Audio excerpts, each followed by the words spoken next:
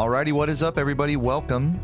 We are back with another day of Spyro grinding. We're fucking, I'm feeling good today, as usual, you know. These last few days of the grind have been quite nice. If you haven't seen, I did post the Saboom reaction on my channel, which is the reason why I made my last stream members only, in case any of you guys are curious about why I do that. And so that way, it's if there's something I want to hard post, that way you guys watch it on the actual video instead of from the live stream. You don't have to scrub through. It just makes it easier organization wise. But either way, if you guys are watching the VOD after the fact, type a letter G in the comments. I love the letter G because you're a fucking gangster if you're watching the VOD. This one won't be members only, don't worry. But yeah. And by the way, shouts to anyone who caught a stray membership recently. We just hit over 100 YouTube members, thanks to the generosity of Bon Jondi and everybody else. And of course, Bon Jondi was only half of that effort. Everybody else who subbed or whatever, you know, appreciate you. Dick Butter, speaking of subs, how you doing, Dick? He says, hey, Deo, might do his wheel spin giveaway. That's an idea. Let's talk about that. So a subscriber wheel spin giveaway. You mean like I spin a wheel and like I give away something to someone? I don't know, maybe. I mean, I'm kind of burnt out on giveaways, to be completely honest, because at the start of this year, I was really pushing hard for Partner Plus. I'm not saying I won't ever do a giveaway again, but usually the way I like to do it is I'll reach out to people who are particularly generous and just kind of send them a package in the mail. I haven't done that for a few months now, so maybe I should, but as of right now, it's definitely not a plan for the time being. But in the future, maybe, and especially for some of my YouTube members, I kind of want to do like a member like thing. My main sort of way that I try to reach, you know, give back to the community is by doing the tier 3 game nights. But yeah, I want to do something for the YouTube members at some point. Not soon. I mean, like, I'm just gonna keep it 100% with you guys. I'm fucking hungover as shit today. I mean, I feel good, but you know, just playing the game right now, I realize that I'm pretty hungover. I went out with Sarah yesterday, but you know, just to put a cap on that discussion, I don't plan on doing any giveaways soon. I'm sorry, it's just not something I'm feel inclined to do at the moment. But I will in the future. I promise I will eventually do some kind of giveaway type thing. Just not right now. After grinding for Partner Plus and doing giveaways like every month, I'm just like kind of over it. I hope that doesn't offend anybody. I'm just here to play Spyro, you know what I mean? Yeah, so Sarah and I went out yesterday, and it was actually a lot of fun. We went to like this Chinese, like, you know, Chinese food, you know, place that had a really good happy hour, especially on the weekend. I mean, rare to see. So I got a couple of $6 margaritas, and those things fucking slapped. Delicious frozen margs, fulfilling that itch. Very good stuff. It's a good marg spot. And of course had a bunch of like fried mushrooms and noodles and stuff like that. We had a really good dinner. Then afterwards, you know, since we were kind of buzzed, we didn't want to drive home or anything right away. We walked over to a brewery and put down some more beers and shit and and hung out for like quite a while. We were there for a few hours, obviously, just kind of sobering up and hanging out and whatever. But yeah, so you know, between a couple margs and a couple of beers, you know, Sarah drove home for me. I didn't want to, you know, get behind the wheel, even after spending a lot of time, you know, cooling down. I kept it low key. But yeah, I slept pretty bad last night as a result of all that. We had a great time. We met some like nice people at the brewery, you know, dude who like knew about Spyro. Obviously I told him about Spyro and everything, and so he was like, dude, I remember that game, whatever. He's telling me about like how he's trying to make like emulator machines and stuff, little Linux like Raspberry Pi emulators and stuff, you know, really cool stuff. But yeah, I mean, we had a really, you know, TLDR, we had a really fun time last night. I had some margs, went to a brewery, drank a little too much, and now today kind of just recovering. Obviously I'm on pretty late today. Let's switch levels here. I'm on pretty late today, so yeah, that's why, you know, just sleeping in, and made a really big breakfast for Sarah and I. Used up the last of made some bacon, egg, and cheese, toasted bagels and stuff. Really good shit. So, pretty awesome. Yeah, I went to Duff Brewery. What's up, everybody? How's it going? Energy Drink and Michael and everybody. I see a couple people in the YouTube chat. Thank you for the good lucks, Connor and Miles. La la la la la la la. How about I give away them balls? I'll try. I will try. What's he saying? What's up, Zillas? Yeah, happy Sunday, everybody. Good to see you all. What's up, Bex and Antiki? What's up, Michael? Raz, dude. Okay, let's start from the top just to get all the cycles lined up.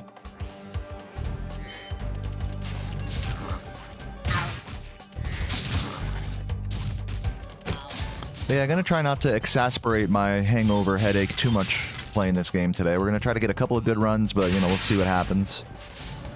I've definitely been averaging like a 3-hour stream lately, which is, you know, it's a bit low, the the amount of hours. I mean, but I think I have been streaming every day, so, and I do think I've been putting down some pretty good runs, mindful, actively engaged runs, not just completely like withering away into like a fucking quiet like 5-hour grind where I just slowly hate myself. So as long as that's the case, then I'm not completely deteriorating mentally. I think I'm doing good here.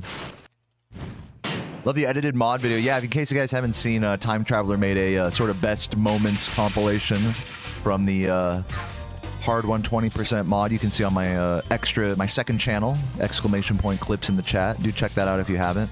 Someone mentioned in the comments of that, like, oh man, I was hoping for something a little bit more edited. Well, to that person, I say just keep waiting.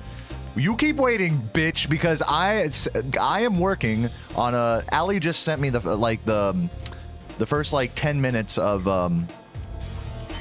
edit that she's working on, and he is continuing to work on with a full voiceover, complete story time, 40-ish minute video of me going through every level and everything, just telling about the whole experience emotionally, you know, physically, mind and body sort of type of experience, story time, you know. So look forward to that. That video is coming. Certainly won't be ready for another like couple weeks or whatever. Yeah, it's gonna be extremely edited. No, if anything, the Time Traveler video is just a little clip compilation, which I really appreciated. It was nice. Would I say 120% or any percent is more mentally taxing? You know, they're just, I mean, like, they're tough in different ways, I think, mentally. Where with any percent, I think like these, like the shorter categories in this game, like any percent and Vortex, they hinge more on tricks that, you know, are never going to really be 100% consistent. You know, with Rat Proxy and Mama Proxy in this category, amongst other annoying strats. Where 120% is more like an endurance sort of taxing thing on your brain. The mental endurance and keeping prolonged focus through an hour plus of gameplay is the more mentally taxing part of that category. The endurance is not so much of a factor in this category. It's more of the managing the expectations for things that aren't always going to be 100% consistent. So that in that way, there are different types of taxing. Cracking open a cold one. Dude, love to hear that, Dad Killer. Let me close this door real quick. Wow. Turn off my fan. It's a little much. And also, Bon John D, thank you for the gift. I just saw that. Let me turn up my alert so I can hear him a bit better. Okay, that should be good. But yeah, thank you, Bon John D, for the gift. Bon John D, dude, you'll be stoked to know that on my YouTube, dude, I gotta show you this. John D is gonna laugh when he sees this. So he gifted 50 YouTube memberships the other day. And so now I'm officially, thanks to John, I'm officially over 100 YouTube members. But so this little thing came up on my YouTube dashboard. I want to show you guys. I think John will get a kick out of that. Let me see if I can show it on screen here. Just this this edge part. It says, there's this. Here you go, babe. Let me show you guys this. You're turning fans into members. It's like, after John fucking gifts 50, now YouTube's like, wow, you're doing so good. Converting your viewers into members. Like, this fucking YouTube dashboard, it's so fucked up because it only, like, it really makes you think about your audience as like a bunch of numbers, you know? It's like, oh, you're turning the numbers into money. Good job. It's like, you guys are fucking people, you know? Like, this dashboard doesn't realize that one person gifted 50, and so the dashboard's like, oh, you're converting the numbers into money. And then, no, and then look at this. It'll show you, I'm probably not supposed to show this, but whatever. Every time you look at the YouTube dashboard, you see the immediate amount of money. It's always the money. It's always the views. Oh, and then the last video I posted, take a look at this. So I posted the Saboom like reaction thing, you know, as just a standalone video, and you know, thinking like no one's gonna watch it, but it always, the first thing you see is, oh, this video is doing bad, 10 out of 10. You know, it's like, because I didn't fucking make a thumbnail or anything like crazy with it, you know. So it's just like, oh, the YouTube dashboard is just so like it's so like it's such an ego trip, you know what I mean? I fucking hate that. I wish I could just hide all of those settings, so I'm not like constantly like every time I go live on YouTube, I'm like, oh, making this much money, you're making more money today, you're converting more members. But anyways, I thought I'd just show that to you guys just because it's like, it's just funny, you know? It's like someone gifts a bunch of memberships and YouTube's like, wow, good job. it's my doing or something, you know? Yeah, it's so toxic. Yeah, it's like a toxic boss. The YouTube dashboard.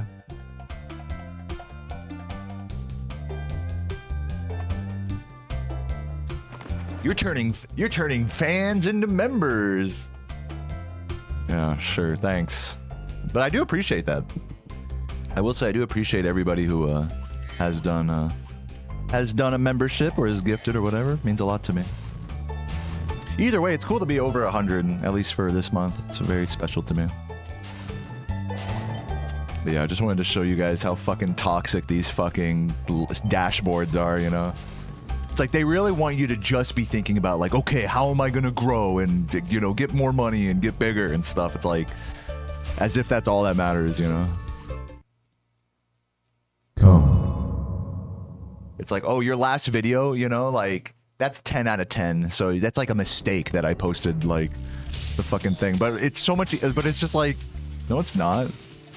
Like, I don't know. Am I coping? Am I coping too hard? Because the problem is because you get into this mindset of like, okay, well, I'm gonna not post as often, or I'm gonna live stream on a different channel, or I'm gonna, you know, yeah, you start like thinking like, okay, well, now every video I make has to be like better than the last and whatever, you know. And you know, just from an analytics perspective, and it's just like, oh my, it's like, I don't know if that's necessarily like a healthy way of approaching something like this, YouTube and whatnot. If all you care about is money and growing and stuff, then yeah, that's fine. But like, I think there's like, you know, there's more to this hobby than just like fucking trying to squeeze every view out of a video or something like that. It's like, there's definitely like a level of just, what's it called? Like, just like artistic satisfaction to just like doing a stream or doing some fun like little reaction on stream and then just hard posting it, you know, separately and all that. Like, it's not all about the fucking money, you know? It's not all about the video getting a bajillion views and popping off in the algorithm. But that's like, that's what I'm saying. It's like, this fucking, the YouTube dashboard leads you in down that road like that. It's like, okay, that's all that, you gotta do that, you know? Or else you're fucking up, you know? 10 out of 10.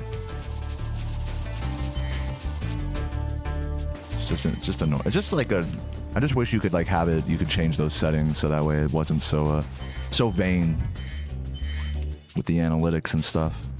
I think all those analytics are good and stuff. I'm not saying it's bad to look at your analytics or to want to grow. I'm just saying like the way, like, for that to be like the main information on your dashboard, like, hey, this video is doing bad, you know, it's like, it's just, I don't know, I find it to be more negative reinforcement than positive. It's just my opinion. You should be able to change it. That's all I'm saying. Who knows? Maybe there's a browser extension that does change the layout of that sort of stuff.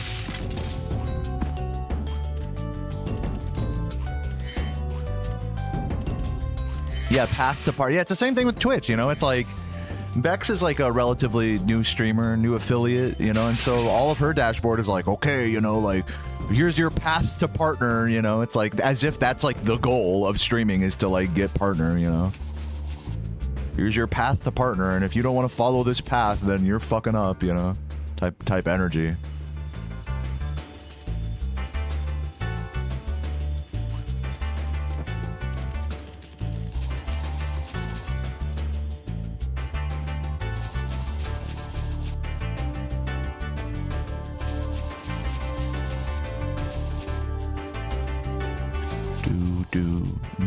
The cool thing, at least with the Twitch dashboard, you can customize it. Oh, am I gonna fall? Oh no, that was a cool bounce though. With the Twitch dashboard, you can customize it, and just, like the actual dashboard itself, you can just have like just the chat and whatever you want on there. With YouTube, you can't really. I don't think you can customize it like that. Yeah, it's their goal. It's from their perspective, it's their goal that we are constantly thinking about like views and all that stuff. But as an actual creator, like that can't be your only goal. And you have to constantly like push back from thinking so vainly about your work, you know. What's up, British Cloudy? Your YouTube statistics is just all about copyright. Yeah. Good thing they do show that. Like anytime a video gets like claimed or something, like it's near the top of the dashboard, it's like, hey, this video got claimed. At least they're good, you know. At least they're showing you information. I mean, it's not like bad. It's just like I wish you could like alter it so it's not like always so focused on like how video performance is. And like if I want to see the analytics, I'll click the analytics tab. You know what I mean? Like, you don't always want to see the analytics all the fucking time, you know. That's all I'm saying. What's up, Katuli? But yeah, maybe there's like a browser extension or something I can download that simplifies the YouTube dashboard or something. That'd be cool. It would definitely address the shit I'm talking about. But yeah, welcome, Katuli. Where are we going? Let's head over to, let's just continue some of the routing here. I might, yeah, maybe I'll do Wizard Peak and then Rat and then a run, I think.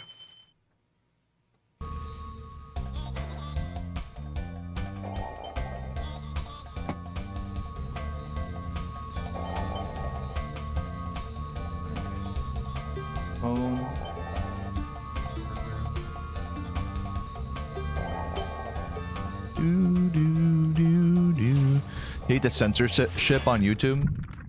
I don't feel very censored. I'll just speak from my perspective. I don't feel censored on YouTube. I can curse and stuff, and I'm still able to monetize my videos. The reason why you might watch like creators and they like bleep out the cursing and stuff like that, just as one example of censorship, is just so that they can make more money from ads than I would. But that's like their choice as creators, you know. It's not really. That's not really like, oh, YouTube's censoring them, you know. I'm glad that it's not like forced, you know, down your throat to like, you know, oh, you can't cuss. There is like some element of that where you can't cuss in the first like 15 seconds of a video, which I fucked up in my live streams, you know, like the other day. I remember I was like, what the fuck is up, everybody? Like in the first 5 seconds, boom, ineligible for monetization. So it does get kind of annoying. But I don't feel like YouTube is like a highly censored platform or anything. I think the actual, like, all the algorithms and stuff are highly curated. You know, so in that way, you're being fed content that may not be representative of, like, the entire platform per se. But that's like a whole nother discussion about, like, AI and, like, fucking algorithmic machine learning, like, adjusting to your fucking data and stuff like that. You say out loud in the air, like, oh, I'm interested in cooking, and now it starts showing you cooking videos. Like, that's not even a YouTube problem at that point. That's just like a fucking our world, like, you know, nothing is private, you know, in our world at that point, you know. What the fuck is up, YouTube? Yeah! Well, see, now I can curse, like, it's no big deal. If I do that in, like, the first 10 seconds of my stream, it's, like, demonetized. So it's just fun. You just learn the little quirks like that.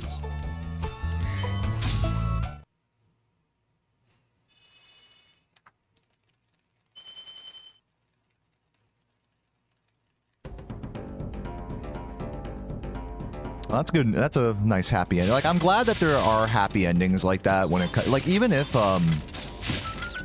like YouTube sucks with like auto copyright claim, or like that people can abuse the system to like claim videos, like you can always dispute them. And like, I swear to God, every fucking, I think 99.9% of videos that I have disputed the copyright claim for. If it's like some in-game music or something and someone took the fucking music and like reposted it and then now is copyright claiming it automatically, it's like, yeah, that's annoying to have to dispute that, especially when I'm playing Spyro 2 and 3. I have to do that more often. But as long as like I dispute, it takes like 2 minutes to dispute it. I even have like a text document that I just copy and paste in there. And then, you know, after a couple days or whatever, the fucking monetization is on escrow when you dispute. So it's not, you're not losing any money. And then, you know, the fucking pennies from like whatever, you know, a live stream makes from ads. And then it gets restored. So it's not really like as, there was a time probably on YouTube where you could not do that. In fact, for many years, you couldn't like dispute like, you know, ad claims and stuff like that or whatever it is. But, you know, nowadays it's like, I think it's a lot better. If you're not actually stealing anything and, you know, you get a video claim, you know, you can just fucking dispute it and chances are it'll get restored, monetization. But with all that said, there is still like bullshit. I definitely see on Twitter where people just get their channels like copyright striked, like for erroneous reasons. And then they have to go on Twitter and at Team YouTube, like, please fix this. Or they get their account hacked, you know, because of stupid things. Like I saw that happen to Nintendo a while back and he had to fight, you know, it's like all this like weird backdoor shit you have to fight just to get your channel like fixed, you know. I'm lucky that I haven't had to deal with any of that. So.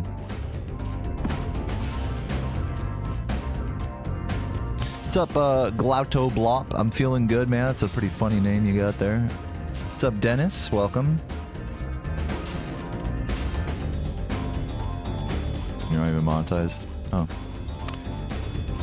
You get copyright striked for silence. Yeah, like the John Cage. Like, you know, 4 minutes and 30 seconds or whatever that song is. It's just all silence. And fucking copyright strike videos that are silent. I mean, it's just funny. But it's like, that's what I'm saying. It's funny because it's like, you can just, you know, you can just fucking dispute it. It's not the end of the world, you know.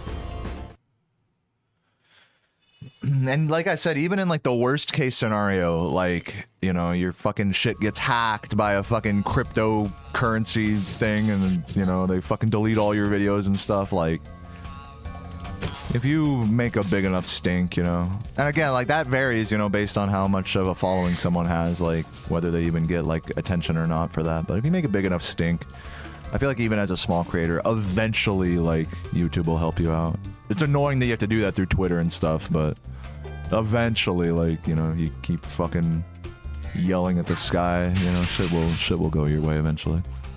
Balance will be restored. One would hope.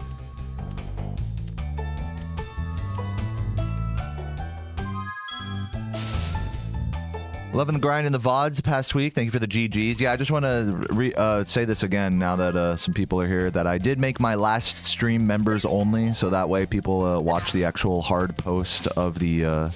because I posted, you know, most of that stream as a video today, so... because I reacted to Saboom's PB, which I did ask him, by the way, to those who might be curious. I did text him and ask before posting that as a video, so...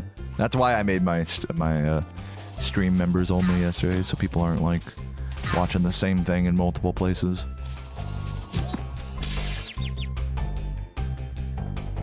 But yeah, that is kind of one of the weird things about live streaming on the main channel, is that it's like whenever I want to like stream like a piece of content or something that I want to post on YouTube, I kind of have to like, you know, kind of bar, you know, like delete or members only the stream, so that way the video isn't like just a repost of something that happened on stream, even though that's basically what it is.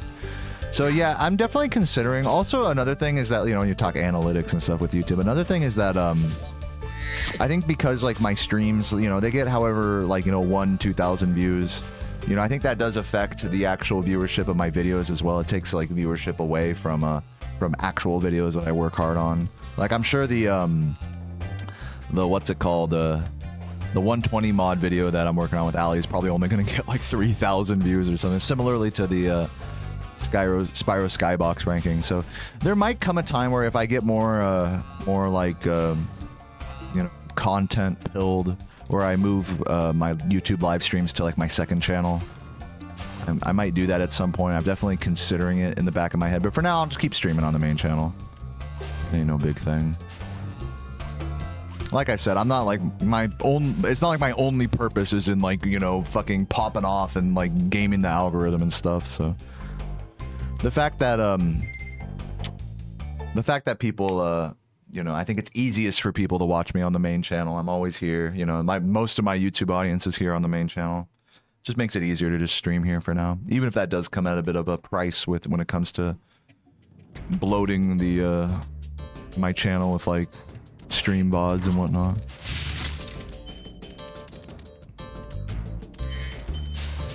Yeah, I think part of the reason why the Skybox tier list like doesn't have more views is because like I stream like so much. Like I streamed literally the same day that I did that tier list, so it just diverts views away from videos that I do work harder on. What's up, Lars? Which is like, you know, it's fine. Like, you know, there's a give and a take with all that.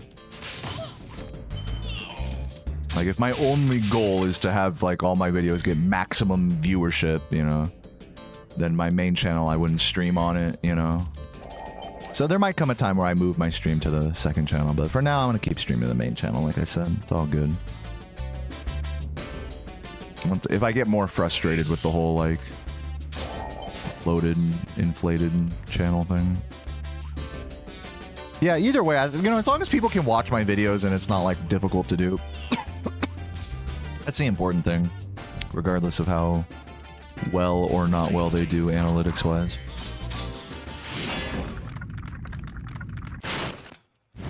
Do I live in Virginia? Yes, I do. What's up, Sean? What's up, Graham? Thanks for the good lucks, guys. And thanks for the kind words, Venwave. Definitely gonna hop into a run here soon. Cool. Yeah, I mean, I guess it's cool living in Virginia. I don't know. It's fine. Just about as cool as living anywhere else. I don't think this state is particularly insane for any reason.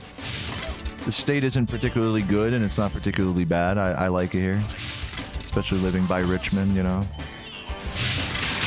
Sarah and I went out yesterday, and we kind of went like bar hopping, so to speak. And it was a lot of fun. So yeah. For me, I don't ask for much. As long as I got a good internet connection and a grocery store nearby me, maybe a restaurant or two, I'm happy. You know, that's most places in America. Air conditioning. Dude, the margaritas went so hard. They were so good. Oh my god, I fucking loved those margaritas. I had 2 yesterday during happy hour. But yeah, thank you, Wireless Zebra, for the gift, and Nothing But Lars. Thank you for the sub as well. Appreciate the good luck, Lars. Michael with the 100 bits. He says Popeye's mac and cheese is better than pussy. Yeah, Michael loves the Popeye's mac. I'm not a big mac and cheese guy, as you know, Michael. So, you know, I'm not going to be one to weigh too much in on that. I'll eat it. I mean, it's just not like my favorite. I'm not like a fucking super gooey cheese guy, you know. Like everything needs to be covered in cheese. It's not really my vibe. But I don't mind it. I don't mind cheesy stuff in moderation. England has Popeyes now. Is the line? It's like when Taco Bell, when you know they opened a Taco Bell in London, and the line was like a 2-hour line in the drive-thru, you know, for a fucking, you know, for a half-assed fucking, you know, quesadilla type of thing. You can just make it home. That's the funny thing with Taco Bell. Pay an exorbitant amount for something you just fucking make in 2 seconds at home. But hey, you know, it's all good. Yeah, Taco Bell is always such a disappointment. You know, Taco Bell is good. You know, it's like when you can get some cheap and, you know, you don't care about it being like, you know, it doesn't have to be a 5-star meal or anything. Taco Bell hits sometimes. I like their sauce and stuff, you know, it's just, it shouldn't be expensive. It's the whole value of it is just so fucked now because it's like more expensive than it should be and more inconvenient than it should be. Like try to order through the app and then you're waiting in a line in a drive-thru and it's just like I might as well have just cooked at home, you know. If the idea of fast food is to like make it more convenient than cooking at home, I can definitively say that making like, you know, just shitty Mexican food at home is more convenient than going to Taco Bell. And cheaper. Just my opinion though. Have I been to Virginia Beach? No, but I did meet someone from Virginia Beach yesterday at the bar. He was really nice at the brewery. Let's head over to do some rat proxy and yeah, and then do a run.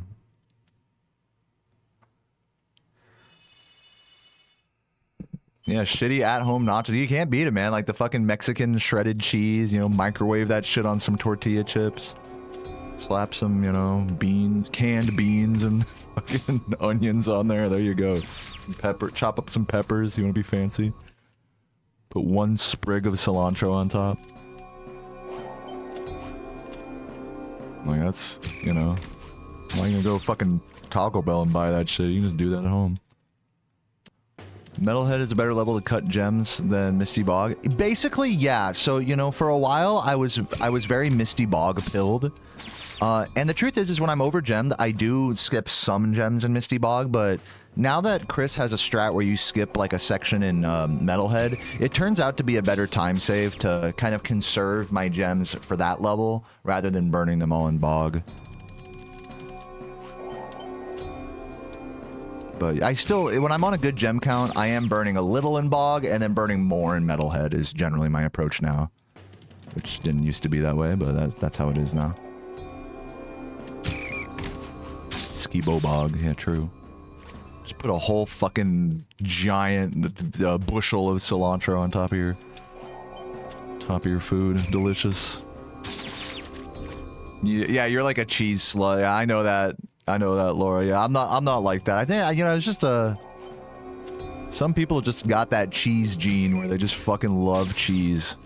Like just everything melt, like super gooey and melted, and like more cheese the better. I'm not on that wavelength at all. I like cheese though. I'm not a cheese hater. Just only a little bit. Mexican pizza is the best thing Taco Bell has. It's I was never a big Mexican pizza guy. I'm not a fan of like the tomato-y sauce they put on top of it, and like the fucking half-assed like little like lettuce and tomato on top. It's not really convenient to eat either. It's just like it's kind of just like a shitty tostada, which is fine. I mean, nothing wrong with it with that. But as far as things to get from Taco Bell, that's not really my personal pick, but no disrespect. I know a lot of Mexican pizza lovers out there.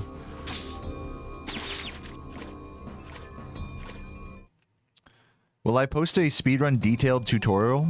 Like for this particular run? I actually have a detailed tutorial for 120%. It's a breakdown of every single level. Like a 10-20 minute video of each level, going through, watching a video and pausing to talk about every possible thing I can think of. And even though it's kind of old, I think it still kind of holds up, like if you're curious about my insight into that category. I have chosen not to make a tutorial for any percent because I think the materials made by Ash as well as Laura, I think are more than sufficient. There's not really a whole lot that I can add that they already haven't like talked about. Ash has an entire any percent tutorial and Laura has like several like back rat things. Or like a back rat thing. So yeah, so there's not really a need for me to make an any percent. If there was no any percent tutorials out there, I would maybe consider it, but I've spent a long time working on that 120% breakdown series, and I don't really feel like devoting that kind of time to this category when there's already materials out there.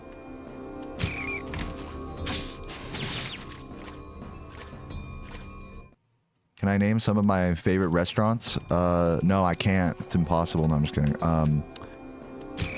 Yeah, I mean, I enjoyed the fucking Chinese place you went to yesterday. That was good. It's called Fat Dragon. I kept calling it Red Dragon. Sarah was like, no, that's communist. I'm like, oh, my bad. It's Fat Dragon. I like getting Korean barbecue. I'm in California. Love Korean barbecue. It's always good. $20, just all you can eat. Cook some fucking meat and rice and have some kimchi and whatnot on the side.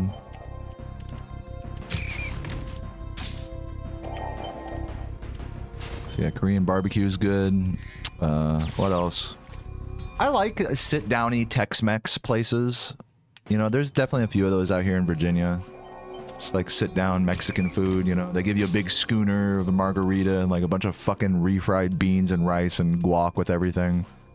Fucking, you know, enchiladas, you know, all fucking like smothered ass tacos and shit. Chili's is not my favorite restaurant. I haven't been to Chili's that much. I honestly would not like... I'm not going to sit here and hate on Chili's because I know they have... at places like Chili's and Red Lobster and all these like very like big like casual dining chains, they have loss leaders there. There's like, if you go there at the right time and get like an all-you-can-eat like, you know, shrimp at Red Lobster, or, you know, you get some like appetizer specials or whatever at Chili's, like, you know, even if it's not like the highest quality food, even if a lot of it comes out of a freezer, if the price is right, then, you know, I respect it, you know. So if they have like all you can eat like apps and stuff like that, I definitely would consider going to like a place like Chili's or whatever. Do I like seafood? Yeah, I mean some. I'm not like I wouldn't call myself like a seafood guy, but you know, I'll cook salmon every now and again. I love sushi. Sushi's like my favorite seafood, which, you know, I tend to stay away from like really fishy tasting seafood. I know that sounds super bitch made, but it's just the truth. Like, I like shellfish, like lobster, crab, stuff like that. Smothered in butter and lemon and stuff like that. Cooked salmon. But yeah, my favorite seafood is sushi. There's a all-you-can-eat sushi place by us for like $30 that comes with a beer. It's so good. Love that shit. But yeah, I'm not like super adventurous with seafood. I'm not like eating like clams and oysters and whatnot too often. But I'll try, you know, I'll try anything, you know, I'm not like against it. Just I'm not a big fan of fishy tasting things, if that makes sense.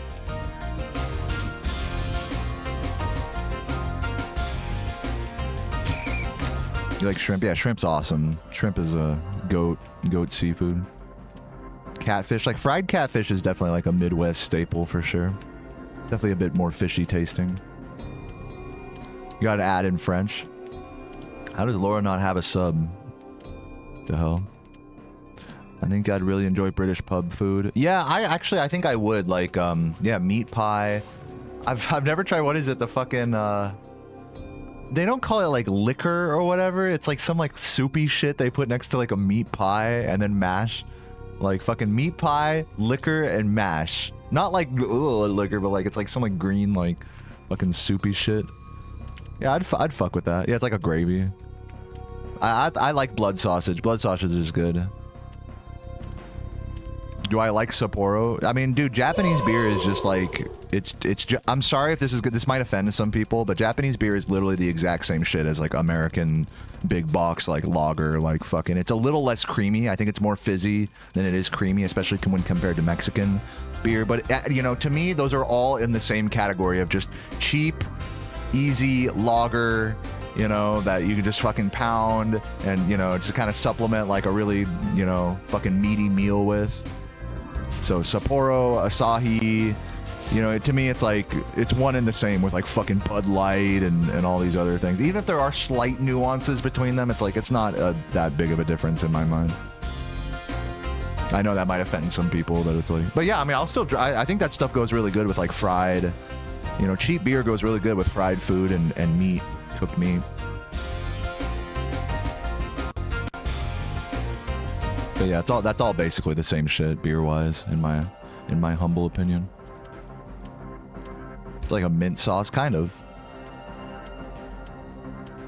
Mushy peas. Yeah, I'm not talking about mushy peas specifically. I don't remember what the fuck I'm talking about. Don't even ask. I've never been to Britain, so I don't know what the fuck I'm talking about. Yeah, I'll fucking go for mushy peas. I'll definitely fuck with that. I definitely don't... I'm not a big fan of British, like, style beans in tomato sauce. Because in my mind, like, beans in a sauce like that, I want it to be... In my mind, it should be sweet, like baked beans. But it's just, like, tomato-y beans, and so I'm not a fan of that flavor, particularly. I like beans, but... I think, like, the British definition is, like, you know, canned tomato sauce beans, basically. And so if I'm gonna have like canned beans like that, canned saucy beans, I'd rather them like be like baked bean style, like barbecue baked beans. If I'm gonna have beans like that, you know. But for me, I love cooking. You guys know me. I love cooking my own beans. I'm gonna fucking start a run here while I keep chatting.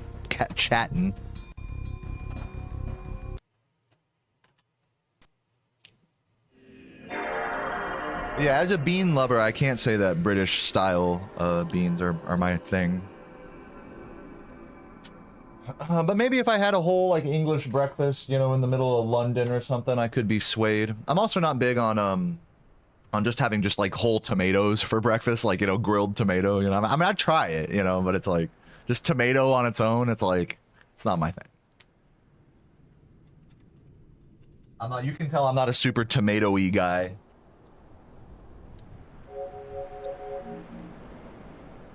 I like tomato products, you know, like stuff that doesn't taste like raw tomato, you know, like cooked down tomato, sauces like in spaghetti or whatever, or ketchup, obviously. No, those things don't taste, or salsa also, you know, you roast tomato and blend it with, you know, other stuff. I like those things. I like tomato like that. Like, I like processed tomato, I guess you could say. But just like the actual fresh tomato taste, I'm not a big fan of. But you know, like I said, you know, these things that I'm not super hot on, you know, I'm always willing. I have an open mind to try, you know, try again, you know. Shit. Drop my controller. All right, guys, let's get into some runs, shall we? Mushy peas are marrow fat peas that are soaked with salt, sugar, and butter. Sounds good. All right, 3, 2, 1, go. Yeah, of course. I do roasted like vegetable. Like I have just the last of a roasted tomato and jalapeno salsa in my fridge. It goes so good on eggs in the morning. My God. Like I'll fucking do like an egg. You guys know me and my fucking breakfast sandwich, and if you don't, ! Breakfast sandwich in the chat. I made a whole video, a whole cooking tutorial for it. With like a GoPro and shit. But what was I saying? Dude, yeah, throwing a little bit of salsa on top of your, like homemade salsa on top of your morning eggs is so good. It's a nice way to get like veggies into your breakfast without like eating actual raw vegetables, which I love eating raw vegetables for breakfast. Like I'll put arugula on top of my eggs and raw onion and cut some cucumbers. I usually do that on my breakfast sandwiches. Put a little bit of balsamic vinegar, and then vinegar cuts super nicely with homemade salsa as well. Because if you think about it, most hot sauce is basically just like pepper mash plus vinegar.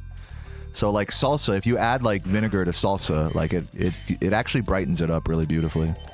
You'll see some salsa recipes online actually call for vinegar. Eggs and mustard, yeah, like deviled eggs. I love eggs and mustard. I can't complain about that. My go-to late night snack lately has been a homemade Italian sandwich that I'll toast the meats, like the bologna and the salami, on the bread in the oven, and between the meat and the bread I'll put spicy brown mustard on one side, and then I'll put ranch on the other one. So it's like this delicious like creamy ranch, you know, fucking sizzling fucking bologna, cheap ass meat on top, you know. And it all comes together, and then I'll put a bunch of like raw veggies and whatnot on top. Super good. Love making homemade hoagies.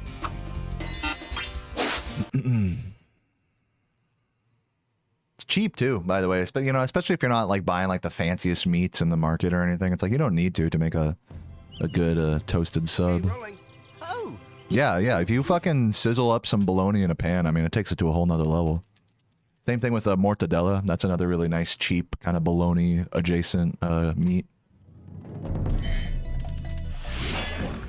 There's a really good, I still want to try this. There's a really good recipe for a mortadella and cheese sandwich where you just like cook it. You just cook the fucking meat in a pan. You just sizzle that shit in a pan. Throw some fucking cheese on there, and then toast some fucking sourdough bread, and then just fucking slap it all together. And Anthony Bourdain claimed that is one of the best homemade sandwiches you can have. Definitely got to try that at some point.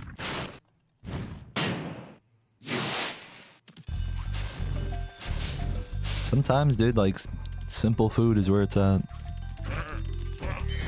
Eggs are one of the cheapest sources of protein. That is true. For a while, egg prices were getting kind of insane, but they seem to be fine now. Like $2, $3 for like a dozen. I buy them in like the 18 pack, so it's like $3 for that. It's not a big deal. Pretty cheap. Best southern food you had was brisket and pork. Yeah, man, barbecue's good. I definitely eat a lot of sides when I have barbecue, just because it's all so like protein heavy. You know, it's like it's all about the meat, right? So like, for me, like I like having it balanced with like all of the, you know, having a really fresh like coleslaw, not like too covered in fucking mayo, but just like something really fresh and bright, pickled onions or just straight up pickles on the side, you know.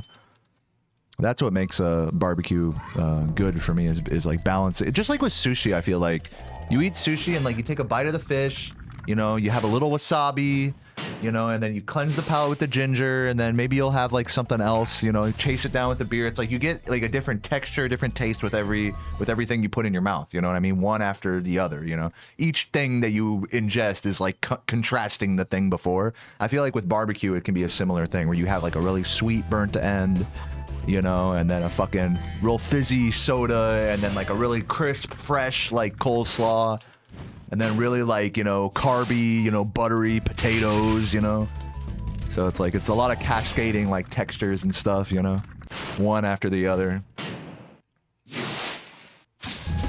I don't like for meals like that to be one-dimensional, where it's like, okay, all I'm having is brisket and that's it, you know, like, I feel like that kind of detracts from the whole experience.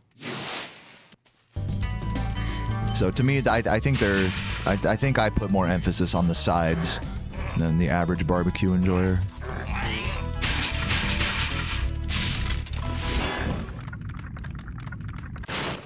Hey, thanks for checking out the Saboom PB commentary. I did just post that this morning to those of you guys who might have missed it yesterday. I did an entire reaction, watch party, and commentary of Saboom's PB that he got a couple days, which is the second ever 120 and 120%. Really huge deal, you know, and I talk a lot about why that is and what makes his run, which is now 16 seconds slower than my world record, which is very impressive. Like, what is the difference between his gameplay and mine? And we kind of go into a lot of detail about that, as well as some of the history of the category and ourselves as players. You know, how we've grown alongside each other in a very big way as players. How we have very different approaches to the game as well, you know, that he fucking hard grinds the fucking category, like for a couple weeks, burns out, takes a break for like a month or two, comes back, does that, you know, and meanwhile, I'm over here like, you know, Mr. Daily Streamer, you know, with my fancy capture card and mic and stuff, you know, trying to have that mental balance of like chatting and, you know, emotional regulation while I'm playing, you know. So it's very different approaches, but, you know, over such a long time period, it's gotten us both to very similar end goals, end PB times. So it really goes to show that it's like, no matter how you approach speedrunning, you know, as long as you just don't give up, you know, it's not even if you're even consistent or not. You can even be inconsistent, but as long as you just never give up technically, even if you take long breaks and whatever, you can still get there, you know. You can still get to like the same point that someone that plays every day would. Fuck, missed the gold. Should have just slowed down there. So that's pretty like inspiring, I think. Do I wish I started my world record run with Nestor Skip? Well, you know, the thing with Nestor Skip is that I am not at a point where I can do it consistently enough to do it in runs. And the truth is I'm just putting it off. I will eventually. I've been saying this for the past several months, ever since the trick's been found, basically. I've learned how to do it, quote unquote, but I haven't like developed the consistency and done enough practice with it to really feel comfortable doing it in runs. And yeah, I just I'll eventually start doing that, but right now that's not the case. So yeah, so to answer your question, do I wish I'd have done it in my PB? I mean, I think it's honestly cool that like there are two 120s on the leaderboards, one that has Nestor Skip and one that doesn't, because I think it really proves that like just because there's like a big time save in the early game doesn't mean you have to do like a big trick or a big time save to get a world record or get a good time. Like, I think it really flies in the face of people who are like, okay, to get world record in that category, you have to do Nestor Skip. It's like, I proved that you don't, you know, that there's more to saving time in this game than doing a hard trick. So in that way, I don't really regret that I didn't do Nestor Skip. I'm actually kind of proud of myself that I didn't like succumb to like the pressure of doing this hard trick and figuring it out and learning it. But yeah, also at the same time, I am a little embarrassed that I'm not better at it yet. But that's my own doing, you know. I can't really be too mad. So yeah, those are my thoughts about that.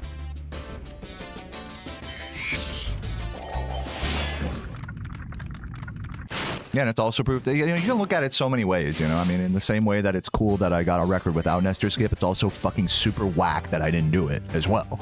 So it's however you want to look at that. Like, if you want to look at it that way, then great. If you want to look at it positively, then great. You know, it's like, it's kind of, you have to leave it into the hands of the observer, I suppose. But yeah, no, I don't have any regrets yet. Like I said, there will come a point where I'm like, okay, like I want to learn, I want to properly incorporate Nestor Skip now. That time will come. I'm almost there. Once I get like my 37-1X in this category, then I'll consider like once I get a run with this route that I feel really, really proud of, then I will start adjusting things and start trying to get Nestor Skip in there and start reincorporating bike caves and doing more ballsy skips throughout the run and whatnot. Let me grab that gold.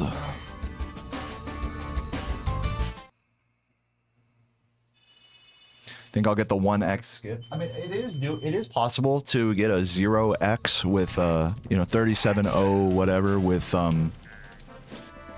this route that I do, you know, no Nestor Skip or anything. It is possible. I don't know if I've ever, you know, I don't think I've demonstrated that I'm capable of that yet. Just being honest. On my best runs, I'm like low 37-1X pace. In the low 37-10s. But I think Ash has demonstrated that it is doable.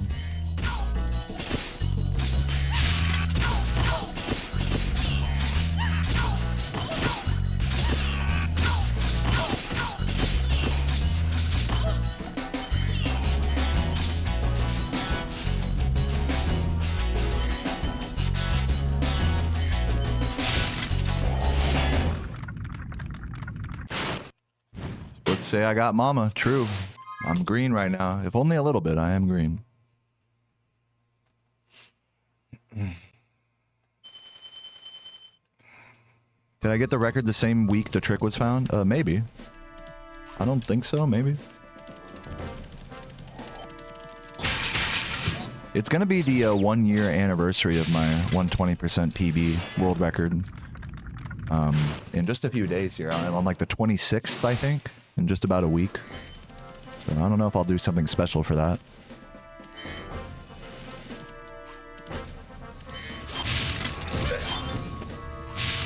It's a little slow. Are we having a party? Yeah, I don't know. Maybe, maybe not. I'm not one to just celebrate like arbitrary things like that. Like, oh, okay, it's the 1 year, or it's like your birthday, for example. Oh, your birthday, we gotta like do something different today because it's your birthday, you know? I don't mind people celebrating and stuff, you know, but it's just, I'm not gonna go out of my way to like change my routine, you know. Oh, just a day. You know, it's like, okay, today's a day, you know. Like, it was funny when Ricky made his video about me, he said, he like made a big kind of a big deal about like, all right, he was grinding for so long, whatever, and then on the day of that the moon was the darkest, on the winter solstice, he finally got the run. Dude, I didn't even know that, like, until he made that video, that it was like the solstice or whatever, you know. like what? Like the longest night of the year or whatever. It's like, I think if you look hard enough, you can find something special like that about our universe or about something you've done, like, any day, you know? It's like, oh, today was the day I stubbed my toe 5 years ago. Today, I fucking broke my goddamn toe. What a moment, you know? So we gotta do something special today, you know? It's like, what the fuck? I don't know. So yeah, birthdays are like that. But, you know, hey, I think, you know, there's nothing wrong with just wanting a reason to party, you know? Like, I don't need a reason to party. Like, I went out yesterday with Sarah just for fun, you know? Like, I'm a little hungover today as a result, and, you know, I didn't need to be like a special occasion or anything. For me.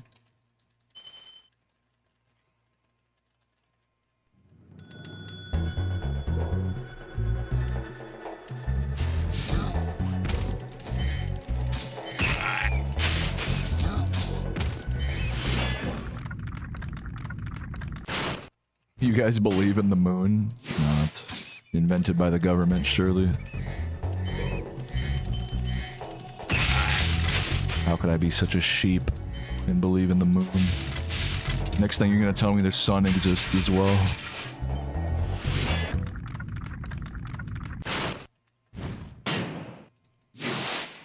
Everyone's excited about the skip and new possibilities. Well, dude, I am too. It's not that I, you know, dislike. I want to be clear. I'm like, I don't dislike Nestor skip or anything.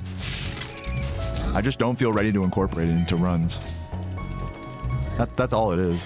There's real no like emotional like, you know, baggage there or anything.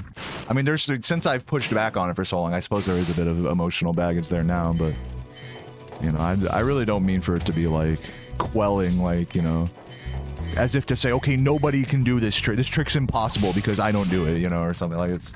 There's no ego with it. And in fact, many people have come along and shown the trick to be pretty viable to do in runs, you know. So, if anything, I think I've given the trick enough. I've given it enough time that for myself, it's like, ah, yes, like this person can do it. This person, like I can. That means I can do it, you know, like. Rather than just being like the first guy to do it. I mean, I was definitely the first guy to incorporate tricks like into, you know, any percent, like the old rat proxy. I was the first guy to rat proxy in any percent. And, you know, while it is fun to be like the first, you know, to do something like hard or whatever, you know, it's not everything, you know. It's like whether you're the first or you're the last, you know, as long as, you know, you'll eventually come around, right? It's like it's not that deep. So yeah, I will eventually come around to learning Nestor skip. It's just not a priority for me right now. I know that sounds weird for how big of a time save it is, but you know, it's just my truth. It's just one of those things where it's like you gotta just play the game the way you want to, you know, regardless of what you think you should or shouldn't do. Yeah, there we go. Laura's the first Nestor skip world record. Fucking. Get this bitch a medal. You know, I think, but we do cling on to that stuff. Like, I definitely was super proud of the fact that I was the first rat proxy record in any percent, and I don't want to take away that, you know, take away that pride or whatever. You know, for your Nestor skip record or whatever. I think for me it's best. I was watching a video about ego from Dr. K. And he was saying that like in an Eastern way of looking at things, like, you know, obviously comparing yourself to other people is like bad. It like, you know, it makes you think lowly of yourself, makes you insecure. And that actually is like, it strengthens your ego. Even though it's like you are like hating yourself, that means that you're thinking like you're putting like a lot of value like on that, you know, on yourself or whatever. And so in the same way that like comparing yourself to others like on social media and whatever is like negative for your brain, ego inflating by being like really proud of like arbitrary accomplishments, that's also ego inflating, you know, to be really like, yeah, I did something, you know, that's special or whatever. Like that's also like strengthens your ego. Both of those things are ego strengthening things. That like one makes you happy and one makes you sad. But, you know, I think one like concept is that you don't want to be overly indulging your ego, whether it's in a positive or negative way. You want to just be able to be like, all right, this thing happened and that's okay. And you know what? Like, it's okay to be happy and it's okay to be sad about, you know, stuff like that. You know, we're just naturally emotional creatures. I'm not saying like don't ever, you know, feel like any feelings or anything. It's just it's like these are just like senses of ego that like I think for me personally, like I want to try to overcome that. To try to overcome like, oh, it's gonna be the 1 year anniversary of my record. My record is such a big deal, you know, type of thing. It's like, is it? You know, it's like you take a step back, like, is that really such a big deal? You know? Like, I can still be happy about it and whatever and not, like, make it my entire identity, you know what I mean?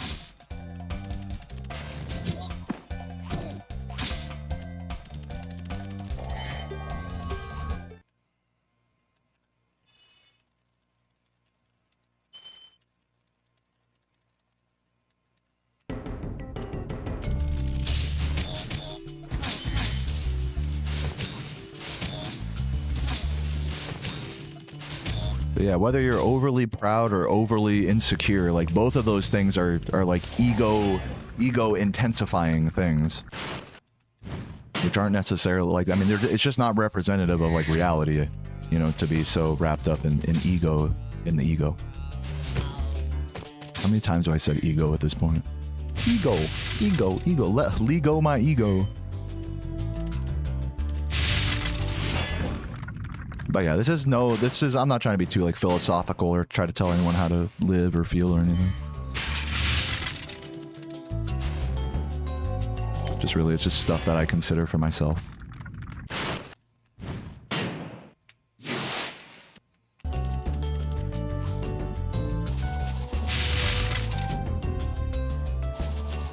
Eco, not ego, eco. We need more eco. Jack, get the eco.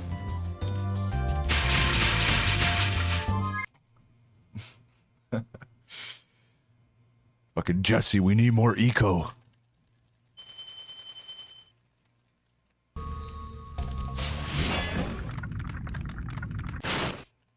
Yeah, or like another way of saying that, Dylan, is like you can be proud of what you've done, but like, you know, don't let your accomplishments define you. That's like another way of saying it. I think it's like when you mix up with your actions, you know, the things you've done or haven't done, and you mix that up with who you are, your identity, that's when it becomes like kind of an ego trap, you know? That's something I want to like get myself away from. And me being like super like identifying with my record. Oh, I'm the world record guy. You know, maybe not forever. Like, why is that my identity? That's not my identity. That's not, I haven't fucking even played 120% in like over like a year at this point. So that's, if anything, that's pretty far removed from my identity at this point.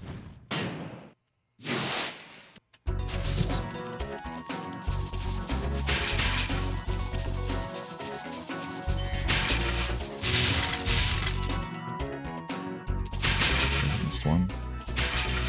I missed another. Well, at least I got that green.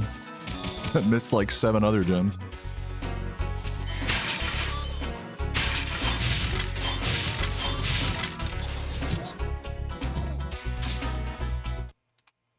What's up, Lozzie? Thank you for the good luck. Welcome.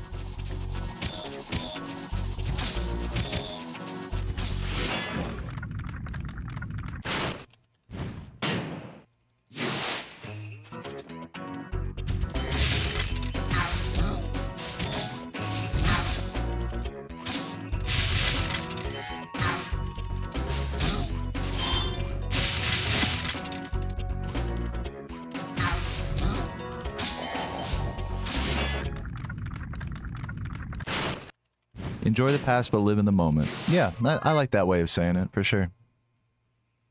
I think all this stuff about like removing yourself from your own ego is like in the pursuit of being able to just live in the moment, you know?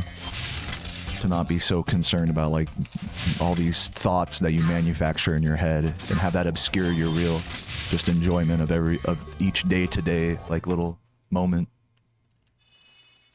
I mean, I think it's impossible to fully center in on every single moment in life, you know? Have you guys ever thought about, like, the frame rate of life? Have you guys ever thought about, like, man, like, you know, I play so many video games, but, like, what FPS does life happen in? Is it, like, 100? Is it 200? Like, is it infinite FPS? It's, like, infinite FPS, right?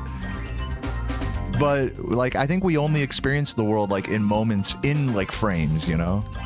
You know, we only see like, so it's like, are your experiences like in a low frame rate? Are you experiencing like a low frame rate of moment to moment like appreciation, or are you able to like really take in every single moment? You know, I think that really defines like the emotional like FPS of like your world experience. Not to get I'm sounding like a mega stoner philosopher right now. I totally will acknowledge that. But yeah.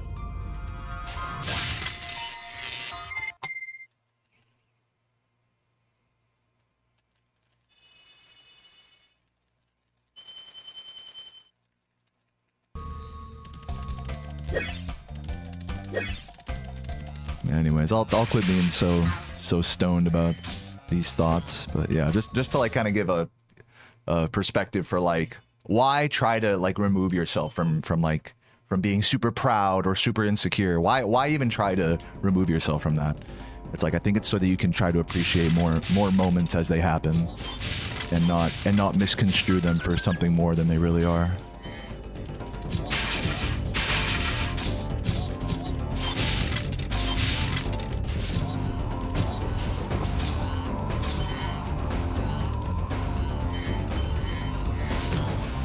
I could have maybe gotten the super cycle there. Oh, is it Lozzy's birthday today? Happy birthday, Lozzy. Everyone type happy birthday for Lozzy. By the way, thanks for the sub earlier, Bon Jondi, to Laura. I don't know why I can't hear my alerts. I might have to mess with that.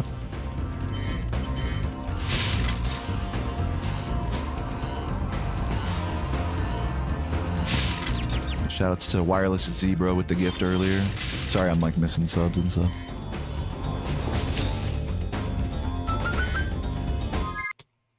Try doing the output thingy.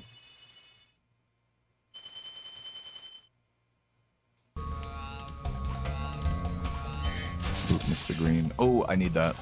Oh my god, that sucks. Whatever. Just keep going. Try to stay green here. That's bad. A lot of missed gems. Okay, so monitor off, monitor output. Check my monitoring device.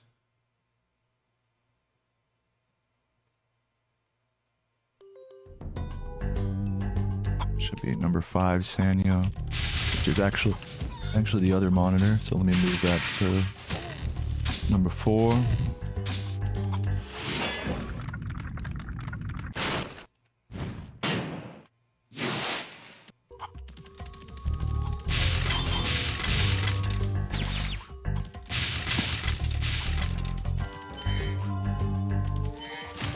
What? Dude, that was so bullshit. That was actually crazy levels of bullshit right there.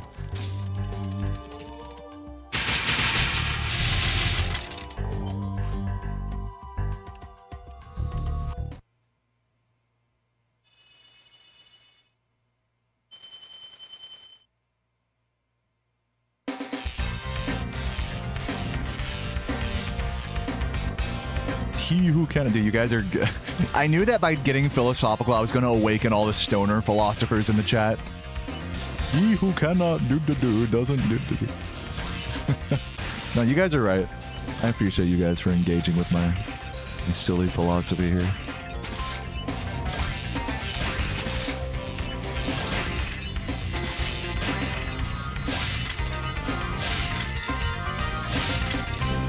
Obviously none of this shit is that deep now, is it? Dude, ugh. My run's dead, basically. Terrible. Really bad. Might as well reset. I don't know. We'll see.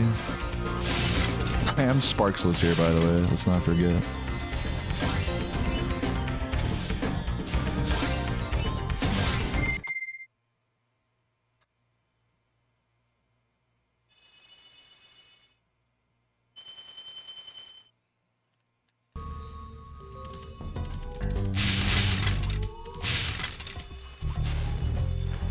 I kind of want to just reset, to be honest with you guys. I'm not liking this run.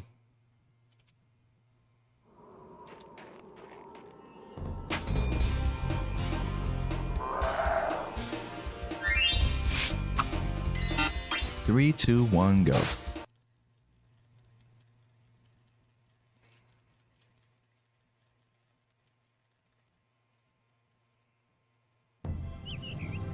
Okay, rolling. Oh, it's been peaceful. Let me test my sub noise here. Oh, I fucking started my timer a little late. Okay, I can hear the subs now. That's good.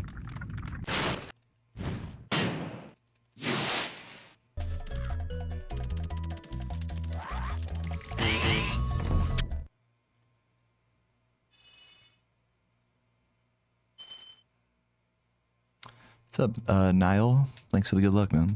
And Smike, Marmite, appreciate the good lucks, everybody.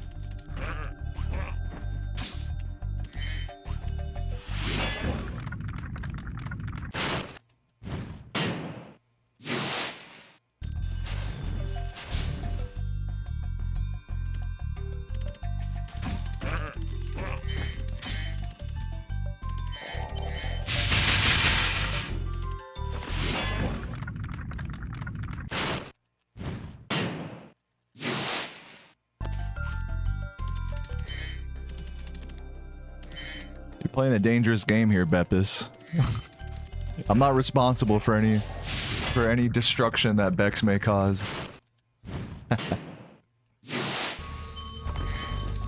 Break a leg, thank you.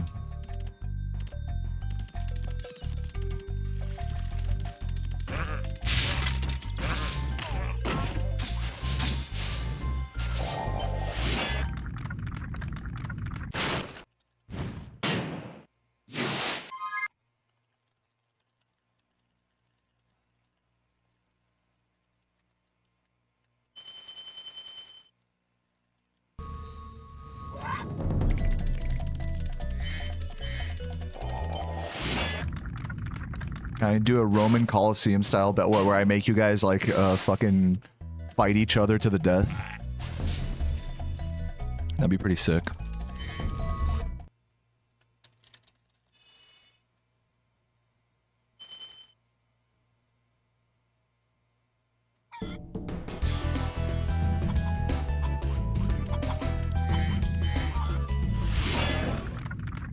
You make noise and I give a thumbs up or down. And that's kind of what happens already.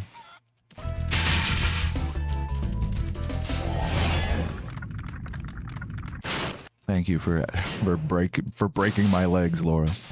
Appreciate that.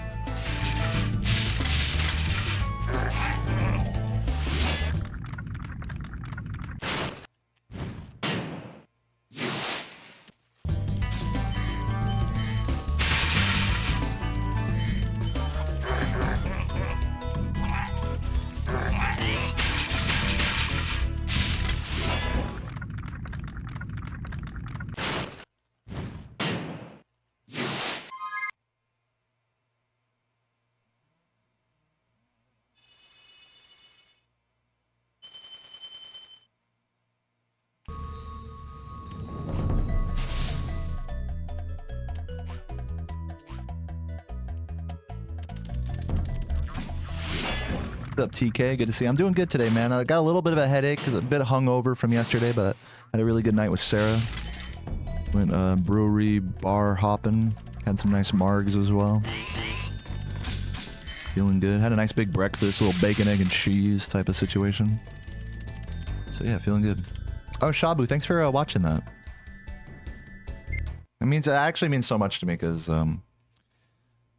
yeah, you know, I post those videos on my channel so that way, you know, people like yourself can enjoy them.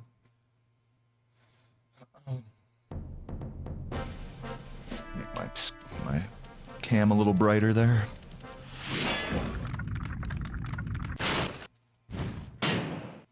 Bar crawls are fun if you have a good group, otherwise it sucks. I mean, you can always, like, look, if you're not vibing with, like, a group that you're, like, hanging out with or something, especially, like, if you're, like, bar crawling or whatever, just, like, walking from place to place, like, there's no shame in just breaking off from the group and just doing your own thing, maybe with, like, another friend or whatever.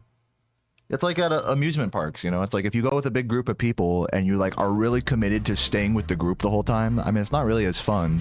Because inevitably there's going to be, like, some people that want to do some things and some people that want to do other things, and it's a lot of compromise and stuff like that, and it's like, all right, guys, I'm going to break off and just go on this fucking roller coaster or go, like, get an overpriced, you know, beer or something, you know?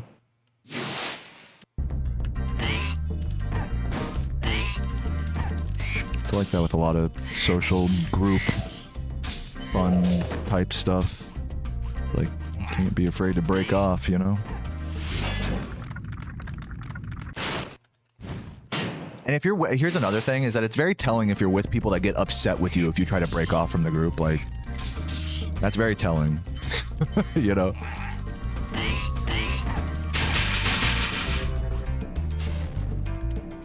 It's like, all right, I'm gonna go, you know, go do this, you know? Like, all right.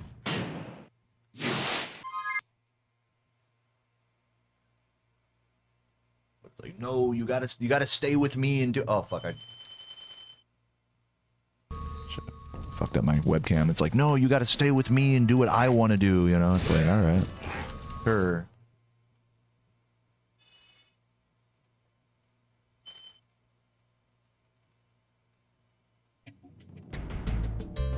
Make my webcam bright again.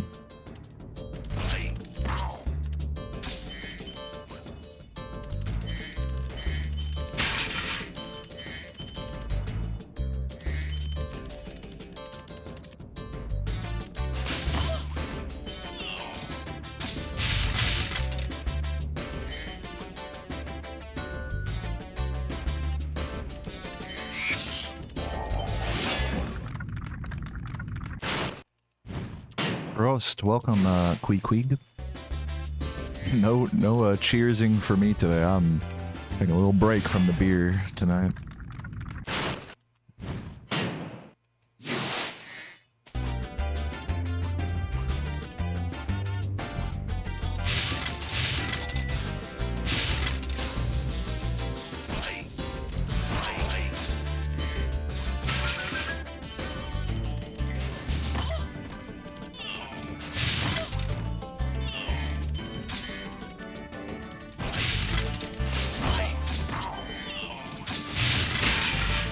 Wow, that fucking gem layout there was awkward. We made it work.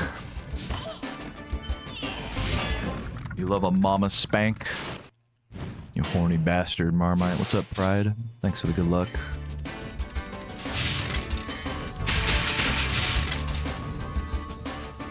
Okay, now I turn the webcam up.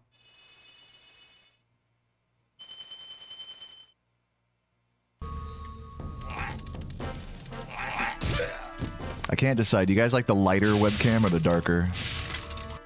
Light mode or... I'm feeling light mode today, honestly. Yeah, I'm feeling the light mode vibes. A little overcast day outside. A little easier to see me this way.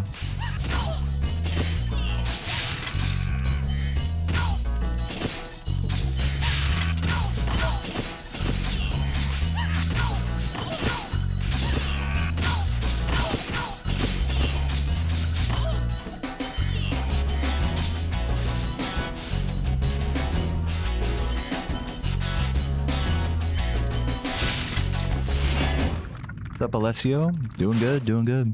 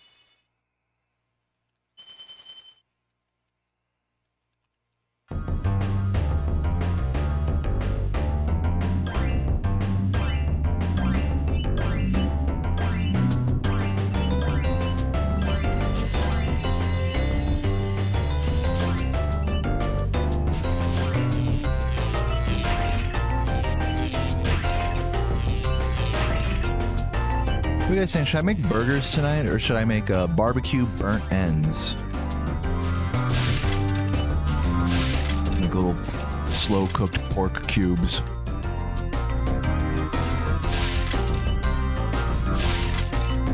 I think if I do the burnt ends, I would like to make more mashed potatoes as well. It would be a little bit more effort, probably, than the burgers.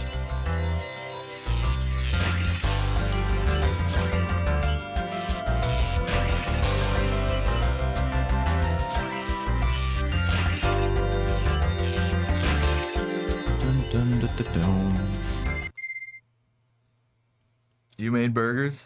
How'd the burgers go? So make the burnt ends. I gotta not be redundant to what Laura's doing. That makes sense. Yin yang. What's the best and worst part of the run? Level Vice or even more specific? It's the worst part of the run. I guess Rat Proxy, I guess? I don't know. I'm gonna say Rat Proxy. I don't know. I think it's being under-gemmed. If I had to, like, I know that's not like a level in particular, but being under-gemmed going through Beastmakers is a pretty bad feeling, just generally speaking in this run. Especially early on in the run when you're under-gemmed and you feel like you gotta recover and stuff. And that's probably the worst, like, feeling in the, like, playing this category. And then probably the next worst feeling is, like, being on a good run and having it die to Rat Proxy.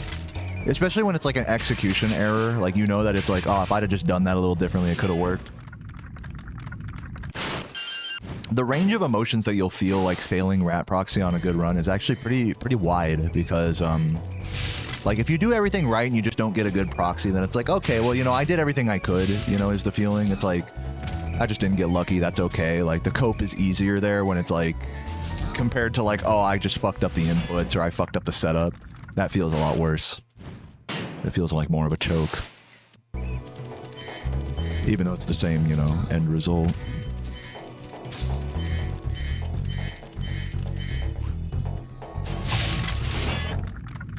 How do you know if you're under gemmed? You know, I'm very used to running this route, so if I miss a certain amounts of gems, and I also check gem counts out of certain levels as well.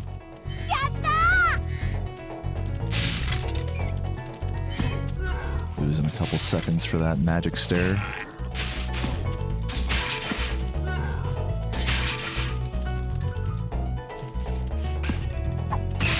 Oh, God. You do be pushing you to the right sometimes. Winter Shrub, thank you for the tier 1. Appreciate that. Love you, Winter Shrub. Very cute little peepo.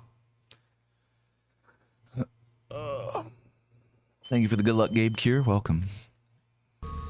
Yeah, I like Ice Cavern. Ice Cavern's a fun level in this category. Nothing too crazy in it. You love yourself too? That's good to do. It's good to love yourself. What's up, Waxy Larry? Welcome.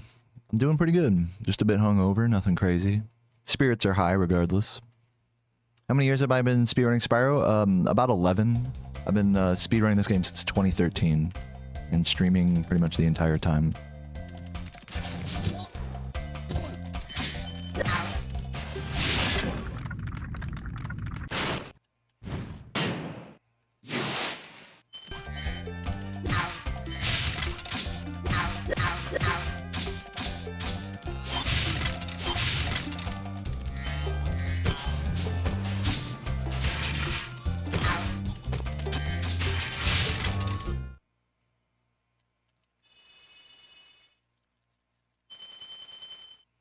Used to watch Spyro 1 and 3 speedruns are free, like back when you were in school, you're saying?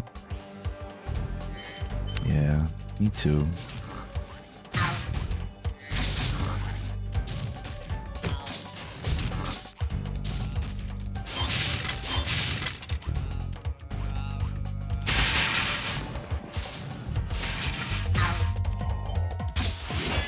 What's up, Panda? Thanks for the good luck. Welcome.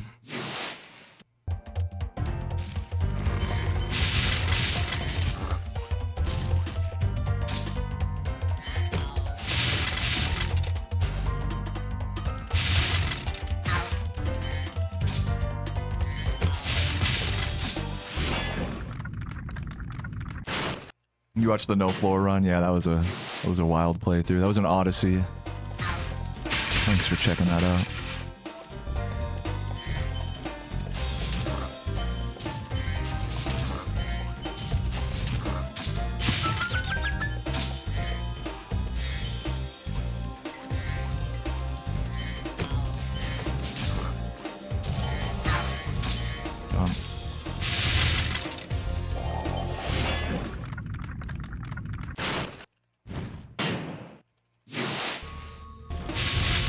Congrats to Strawberry on the raise. You know, it's funny, actually, she has not gotten like an actual raise yet. During that like little clip, she was talking about how she's waiting for her boss to give her a raise. But the way Time Traveler edited, it's like, yeah, Strawberry got a raise. It's funny. But yeah, she's actually gonna properly get a raise like probably around the fall. So that'll be cool.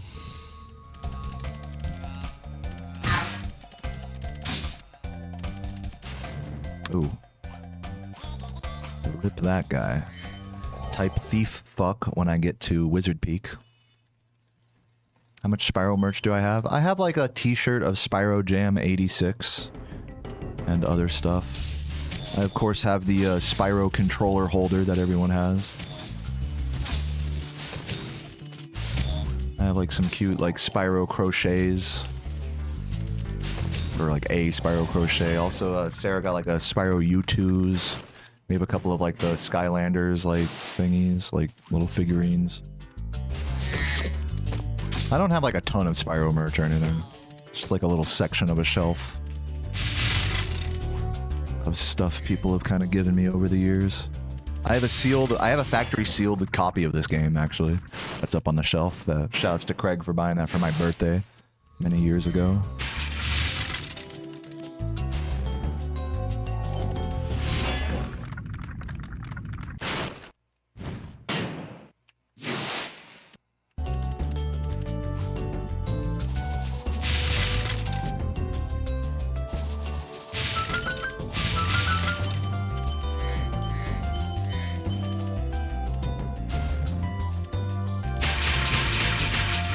I also have the not for resale demo, the purple disc of this game. That's on that shelf as well. Not that either of those things are like rare or anything. They're just kind of cool little like things to display. Yeah, I have a Spyro Jam t-shirt. I'll show you at some point. After the run, remind me and I'll grab it. It's around here somewhere. It's like, it's one of my favorite shirts. I've worn it so much, it's like starting to shrink a little bit. Thief fuck, thank you for the reminders. Keep typing it.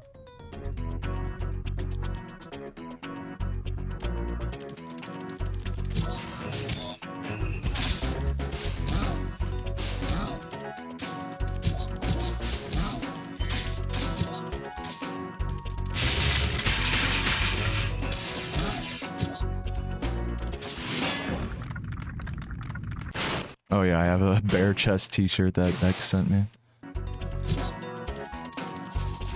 Let's see if this isn't too fast.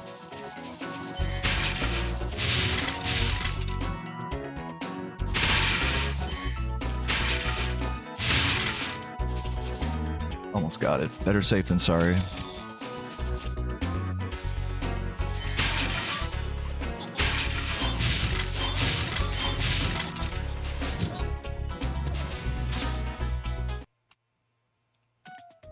Yeah, forgetting to back up the thief when you miss one is like a horrible feeling as well. Someone was asking about bad feelings in this run. It's like, if I miss this thief coming up here, just forget about it. I've definitely done that on runs. You're on like a good pace and he just doesn't let you out of Magic Crafters, the balloonist.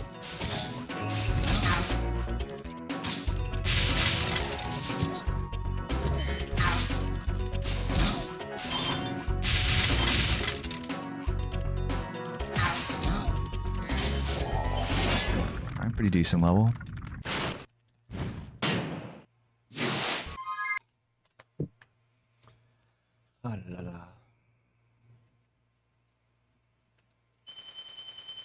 What's up, Mitch Buchanan? Welcome.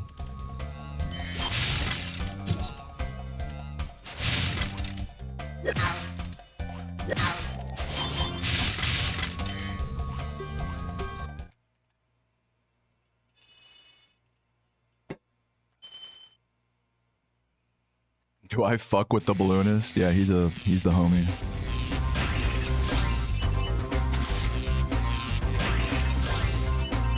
I fuck with him. He's the homie because I don't play Vortex. If you play Vortex, you fucking hate the balloonist, especially the Magic Crafters one. Because you need him to like send you to a specific area, which there's only like a 30% chance of.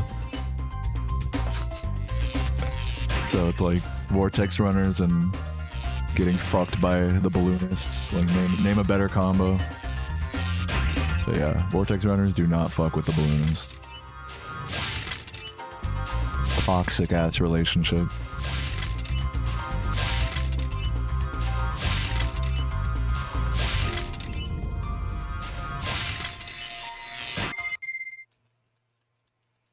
Yeah, there you go. Like, you know, Vortex runners and balloonists, it's just like any percent runners in the Rat.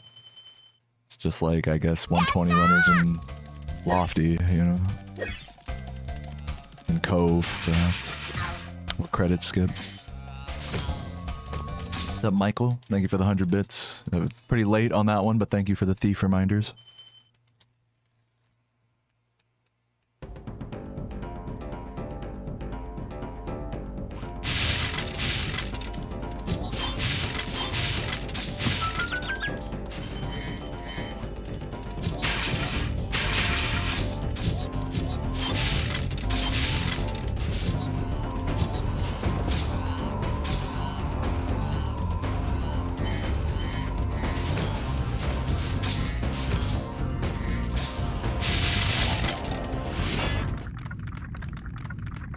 Yeah, I know. I wish there was animated emotes on YouTube Life. I would definitely add it if I could.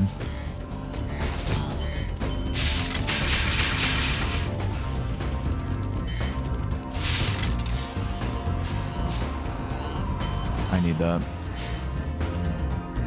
Literally not taking no for an answer with that gold.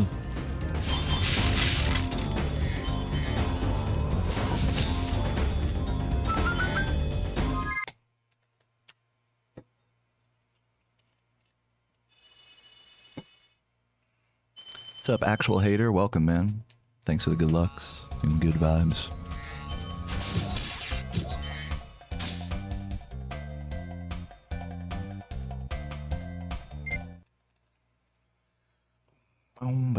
So we're a little behind here, but it's nothing I can't bring back. We got this. We're basically even with PB right now. And there are lots of time saves towards the end, so just hold on to this. Hold on to your horns, so to speak.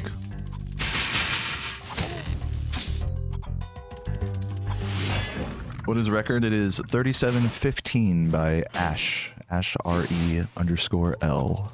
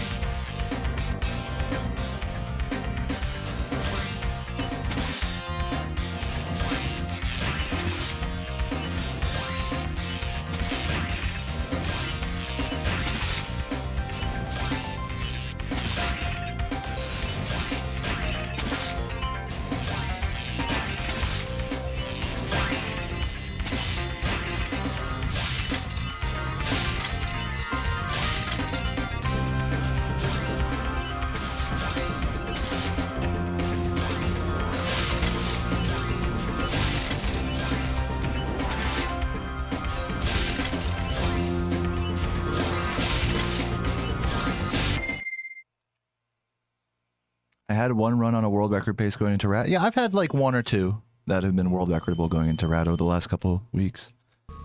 A lot more that are just PBable. Does Live Split know when you change levels? No, I use a pedal. I have like a USB pedal that I press with my foot whenever I exit levels.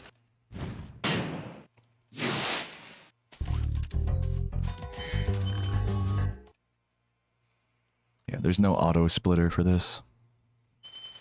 Some games do have that, though.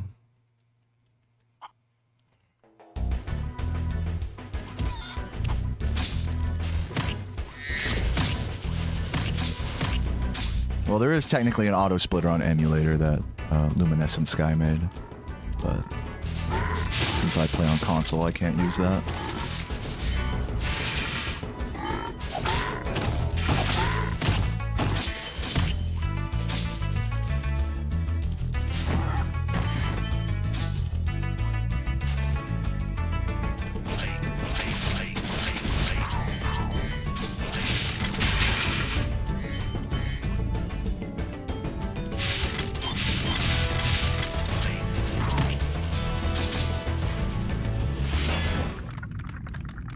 Oh, my bad. Okay, well, there you go. Laura and Frankly made the auto splitter for emulator.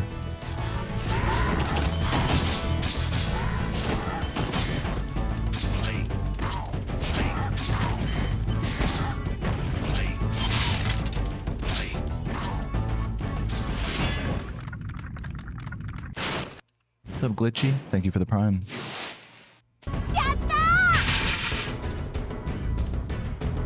Oh, okay. My God, I nearly shat myself there. Come on. Dude, really missing? Ugh, bad misses there. Should still be good on gems. I was just dumb.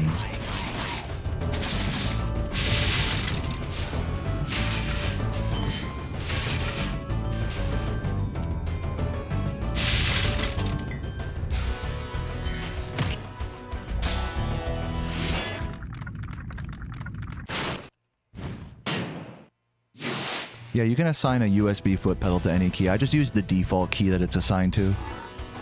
Just the letter B.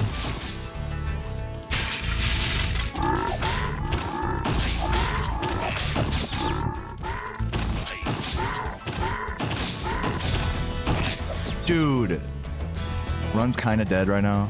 I'm gonna keep it going, but I'm losing a lot of time here. That was a horrible inner. I was getting too greedy trying to kill that last guy right there. Really sloppy stuff, everybody.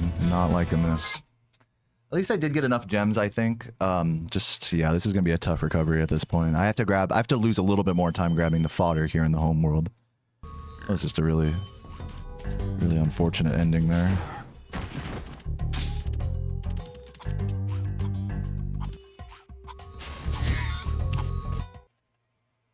What's up, Dilly? Thanks for the good luck. Run isn't completely dead yet, but it's just gonna be tough.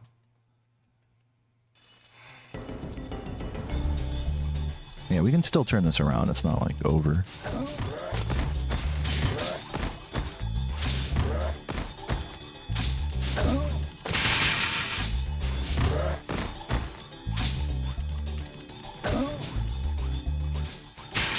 Oh my god, dude, what is with these stupid metal box misses?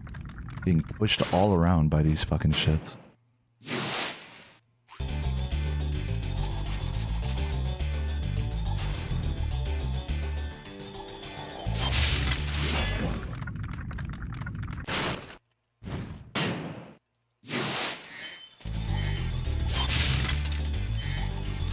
I need to work on my movement there. It's always kind of sketchy. I know a jump charge is doable there out of the dragon. It's just weird.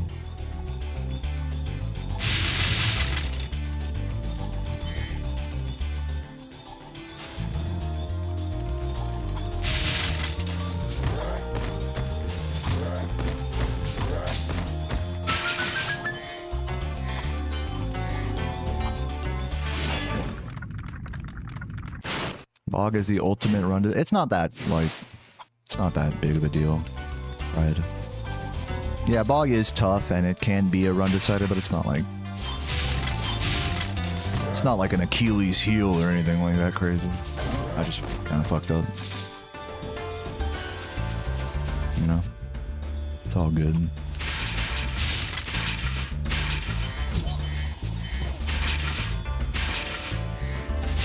Oh, fuck.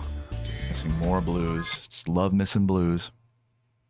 I might not be able to do the Chris strats now. I don't know. We'll see what the gem count is going into Metal Ged. What's up, Goyle? Thank you for the good luck.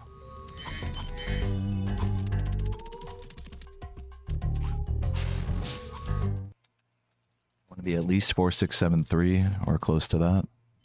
And we are well over gemmed still, so we are good. Chilling.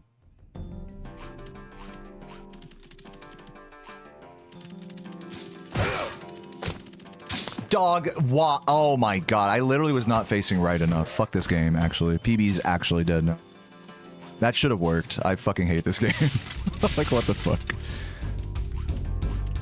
That literally, if I'd have just been facing more right into the wall, like, that would have worked. No problem. That was so bullshit.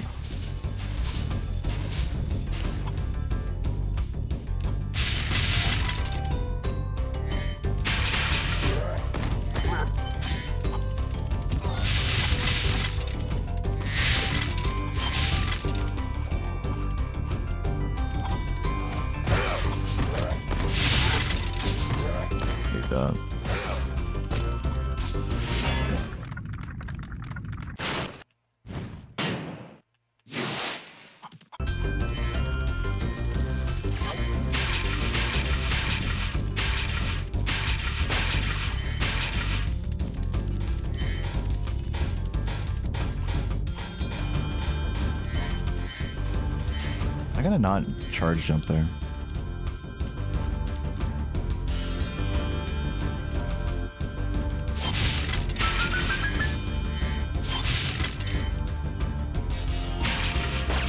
Yeah, right. 0.2 ahead after Jock. Right on the balloonist. The typical me, typical my paces lately. Like, seems like it has no chance in Beastmakers and then randomly just bring it back. These splits for you.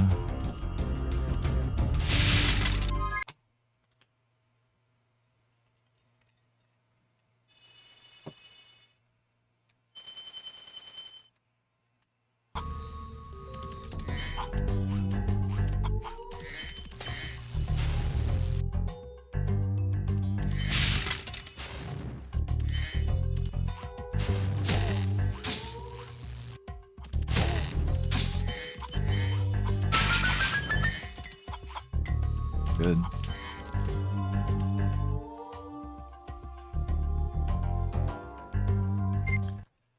Yeah, I mean, I'm right on that edge about whether I want to do the flop in Dreamweavers and just like send it. What do you guys think? Like YOLO or no? I could PB without YOLOing.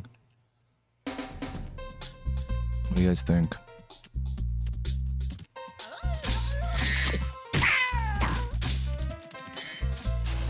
Just do it.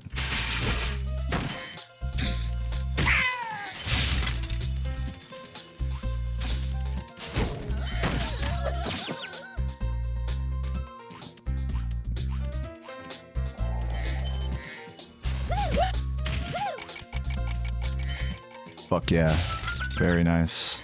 YOLO achieved. That was a beautiful one too. That was juicy. Yeah, that was a juicer for sure. All right, well, hey. Glad I went for that. Let's go. Flop is in the chat.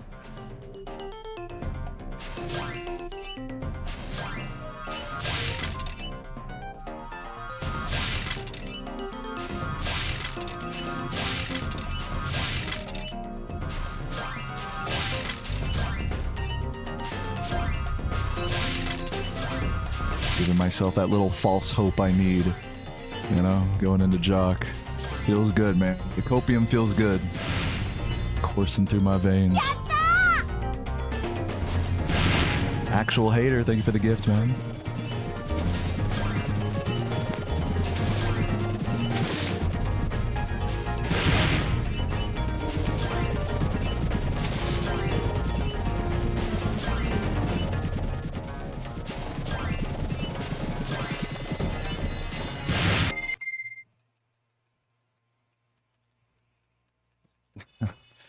Thank you for that sentiment here. Yeah, I know one or two other people were like, don't do it. I fucking did it anyway. All good, guys. You guys were smart to tell me not to. I'll give you that. Yo, Alex, thank you for being here. Welcome. I hope you get better soon. And save 2 greens here.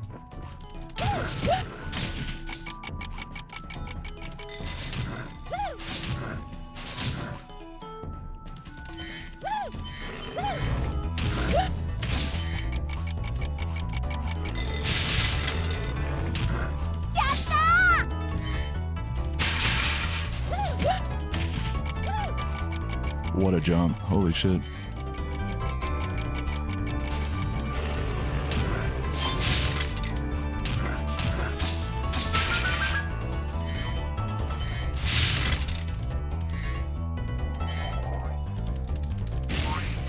Whew, thank you for that gift. I'll look in a moment.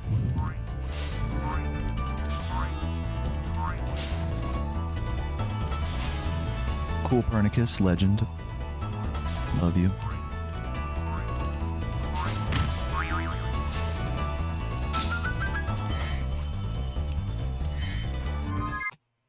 Very nice Jock there.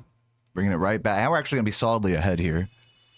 Very solid Dreamweaver. It's about as good as you can do this homeworld, to be honest. But way over gemmed as well, somehow. Thought I measured it correctly. Oh yeah, I definitely did not measure it correctly. Could have potentially skipped the gold or skipped more gems there, but it's fine. Alright guys, pray for me.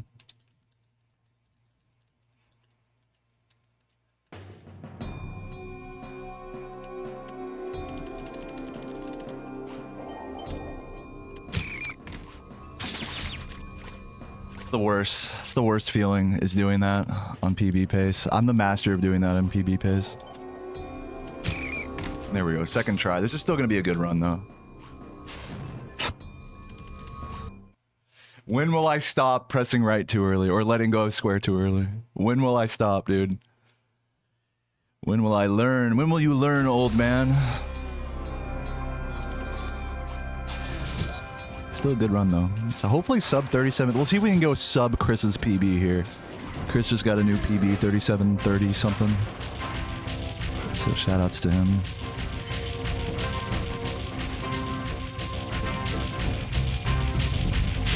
Yeah, I'm starting to get desensitized to that exact rat fail. It's like, you know what? Fuck you, I don't even care anymore. Yesterday or day before I did that same thing on PB pace. Which, make no mistake, it's an execution error. Oh, I'm losing a second here. And so yeah, I was so pissed about it, but now I'm just getting desensitized to it the more it happens. I think that's kind of what happens when you speedrun a lot, is like you just start to get desensitized to the things that used to make you really angry. 3730. What did I tie Chris there or something? GG's. Very nice. Sorry I took so long. Thanks for the GG's, everybody. How motivated am I by spite? If you tell me not to do it, no, if you tell me to do something, like, I actually go to, like, great lengths to not be spiteful in my gameplay. And especially, I also go to great lengths not to really do what my chat tells me. Unless I'm, like, asking, you know, like how I did with the flop. I'll, like, ask, I'll be like, hey, what do you guys think? I knew you guys were gonna say, yeah, YOLO it, you know, like... So I'm not really actually getting you guys' opinion. I'm just kind of just putting it out there, you know, for fun. But no, to answer the question, I'm not like, if I fuck up something that I knew I should have gotten, like that rat, you know, I'm not like, okay, oh, now I'm gonna like angrily like try harder now, you know. That's like what being spiteful in your execution is like. It's like, oh, you let the rage fuel you. But if you speedrun this game, you know that letting rage fuel you actually makes things go worse, because if you play overly aggressive, that leads to more bonking and more missed gems. And yeah, there's definitely a sense of over executing in this game. So playing with like rage and spite and those things, even if it does like make you focus in and like try harder, that's not necessarily a good thing, at least for me. But yeah, guys, good run. Chris got 30. Yeah, okay, we got sub Chris here, so hey, you know, we'll take it. But yeah, dude, big GG's to Chris as well for the new PB. I'm gonna go pee real quick, and I'm gonna do some more runs. So hopefully you guys enjoyed that. That was actually a pretty exciting run. I'm not too mad about it. Second try rat on a PB pace. Like, we fucking take that, dude. So yeah, if you guys are enjoying the stream, feel free to follow in Tomos's footsteps and reward me with a sub or a YouTube membership or super chat or any of that. I really would appreciate that. I'll be right back. Thank you, Tomos.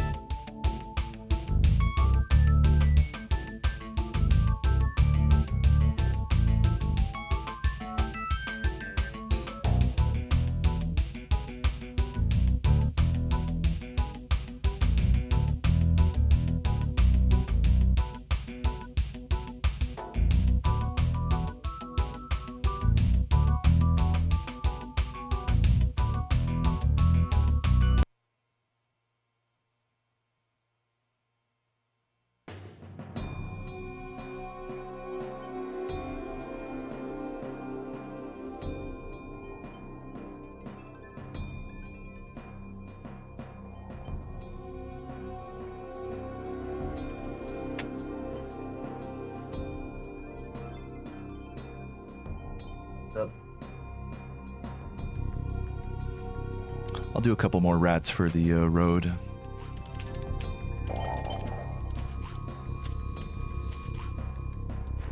Let's respawn this area.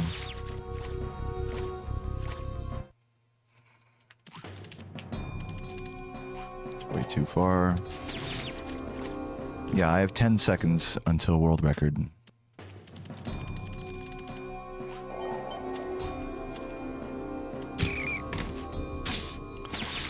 What's up, Matus Jarapa Jedlan? I definitely pronounced that wrong. You watched a few of my videos, love the shirtless vibe. Did I ever hold a world record in any Spyro speedrun? Yeah, I currently hold the world record in 120%. This category is called any percent because we just beat the game as quickly as possible, but there's also 120% where you collect every gem and dragon. So I have the world record in that currently. Am I playing only the first one or the other two as well? I do speedrun Spyro 2 and 3, the 100% categories of those games, but not as much as the first game. This is like my main focus, this game, for now. But I am trying to, improve my PB in Spyro 2 100% as well. But yeah, welcome, Mateus.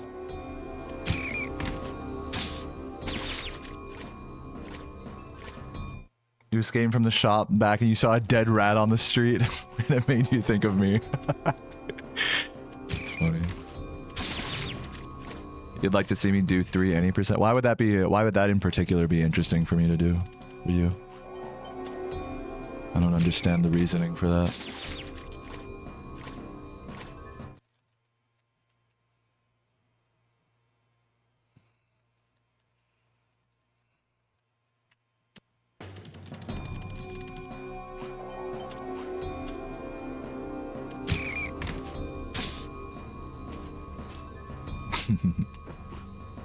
Just watch my Spyro 2 PB, thanks. Yeah, and to think it's still a whole 10 minutes behind world record, talking about how crazy those runs get. Oops. Trying to avoid that from happening.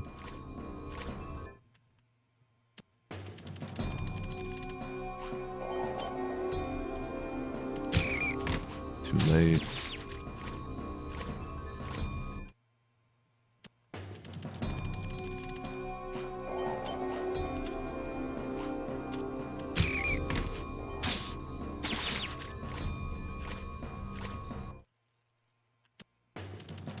Oh, you're answering Laura's suggestion for her, like, to see how fast I could beat Spyro 3 any. I mean, I'm not a big any percent guy. I mean, it took me like a really, like, just in general, like, I think speedrunners kind of like lean towards like more shorter or longer, like full completion categories. And I'm definitely the latter. I like full completion categories more. So if I were to play like a non 100% category for Spyro 3, it would probably be like 100 egg, not any percent. I have grown quite a fondness and attachment to Spyro 1 any percent, of course, so that's like, it's an exception to that, to that thing, but yeah. So if I were to pick up a new Spyro 3 category, it'd probably be 100 egg, not any percent.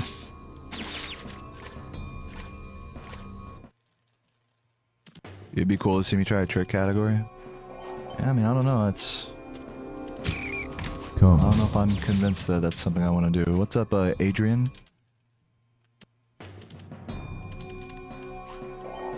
Thank you for the sub.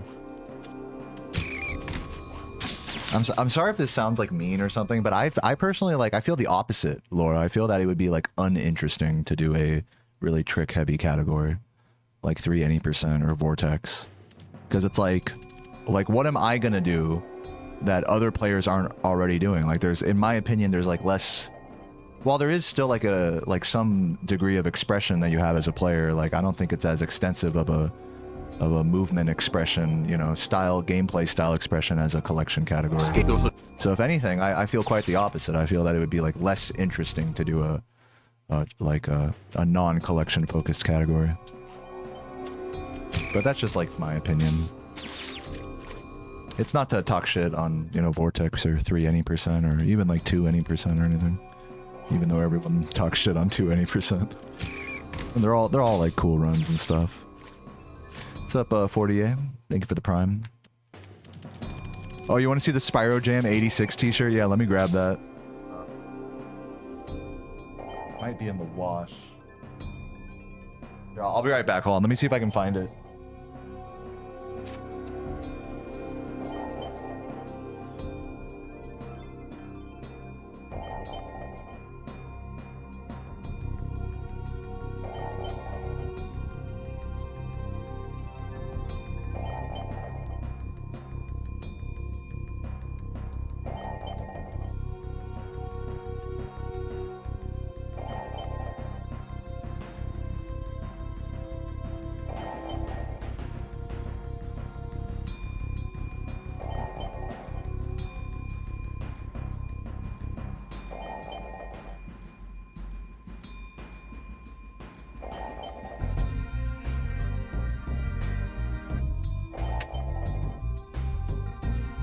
I think it's in the wash, so I don't want to grab it while it's all wet and stuff, so sorry.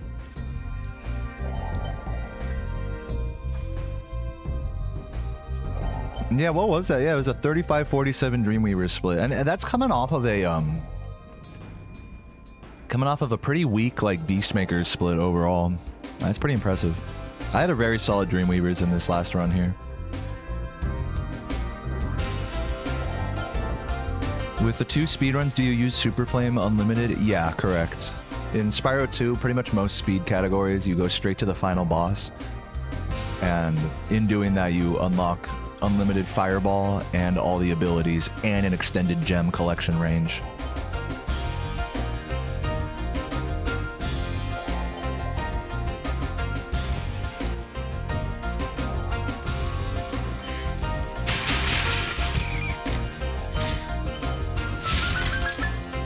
All right, let's do another run, shall we? Yep, another day in paradise. You said it, Undies.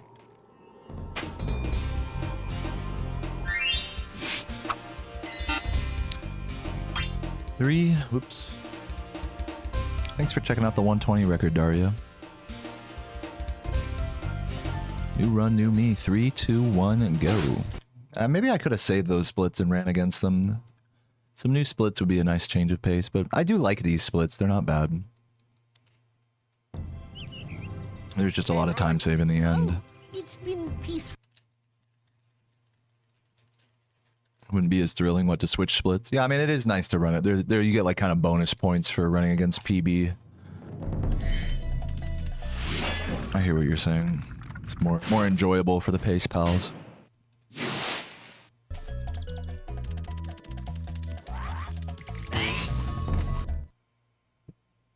Yeah, I like these splits as well, actual hater. I'm with you on that.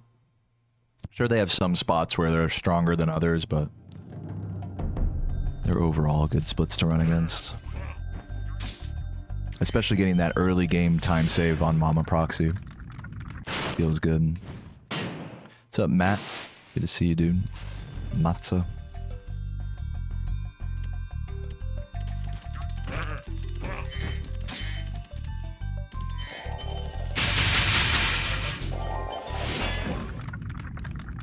Smash or pass Barnacle Boy and Mermaid Man. So I have to, not or, but and. So I guess I smash them both, right?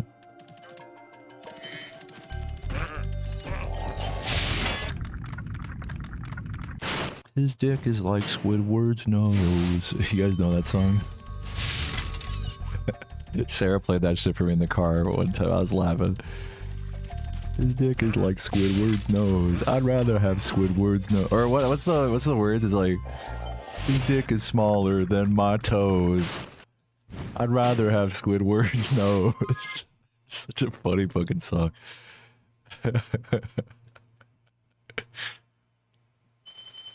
Banger.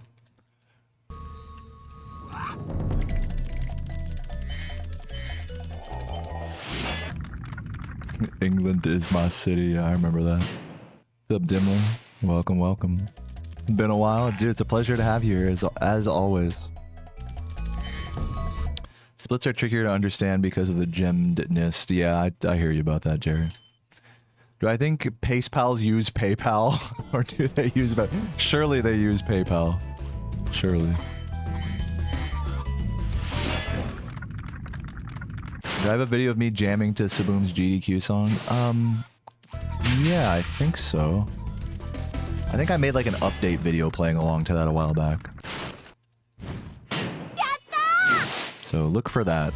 Look for like an update, like from like a year or two ago. I used to make a lot more like update videos back before I was YouTube streaming. Now there's no need. Dimly, thank you for the resub. Appreciate that. Your little double.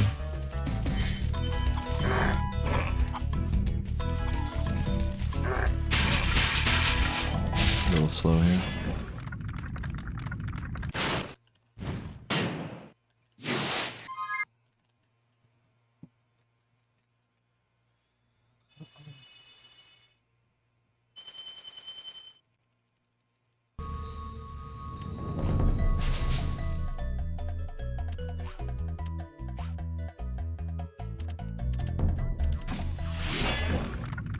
Who agrees that physical activity is important? Yeah, I agree.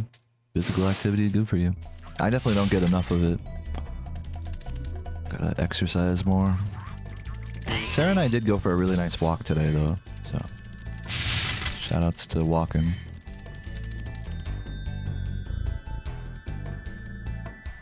Only go for the flop if I'm +8 Beastmakers. Yeah, because that's how much time I could save without flopping, you're saying. Does the fountain in Town Square actually play a water sound when I'm near it? I think so, yeah. Yeah, that is pretty cool, attention to detail. Heart rate goes quick on speedruns. Yeah, I mean, you know, in these shorter categories, the heart rate really jumps up, you know, in like... in groups. You know, it'll go from being like really chill, and then you get a run out of Mama Proxy, and then it's like, okay, now a little more pressure, and then you get the run, like, you know, you get a good gem count going into Bog, and then that's a little bit more pressure, and then you get into Dreamweavers on a good run, and that's a little bit more, and then you get out of Dreamweavers, and that's like where it's at the all-time high going into Rat. So there's like layers to the heart rate. There's like jumps in the heart rate, I would say.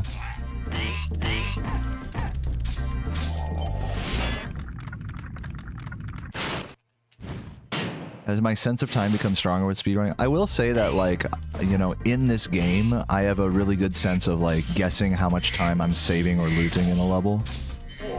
But I don't know if that really speaks much to my general perception of time or passage of time just in normal life. I don't really think it's so applicable. Well, but maybe a little bit.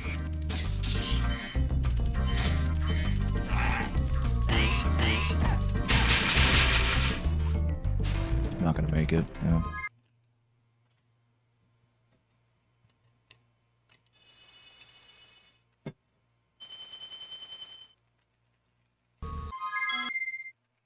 You know what's funny you say about that actual hater is there used to be like a cheat code, like trick tip on like IGN for like the longest time that said like one of the cheats in this game is that all you have to do is exactly what you said, is in order to skip the balloonist requirements, you just jump on his head and he just takes you to the next world immediately.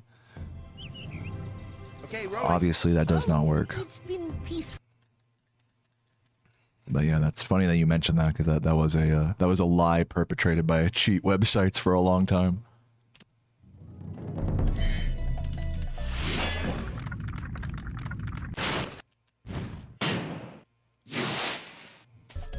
Yeah, so you're vindicated by fake fake cheat codes online, I suppose.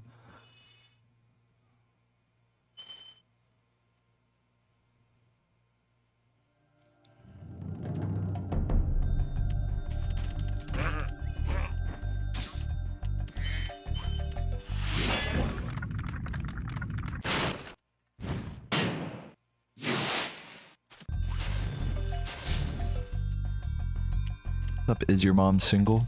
Thanks for the good luck.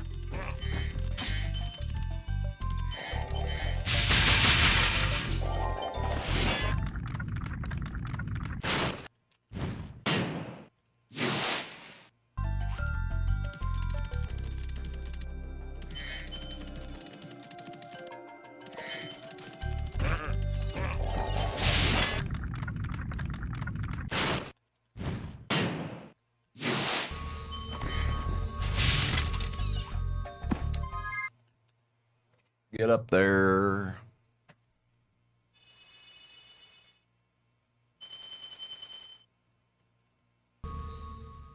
Good.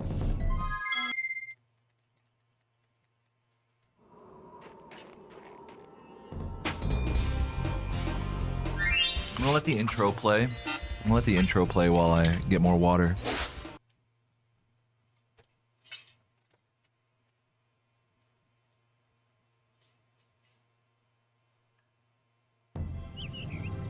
Okay, rolling.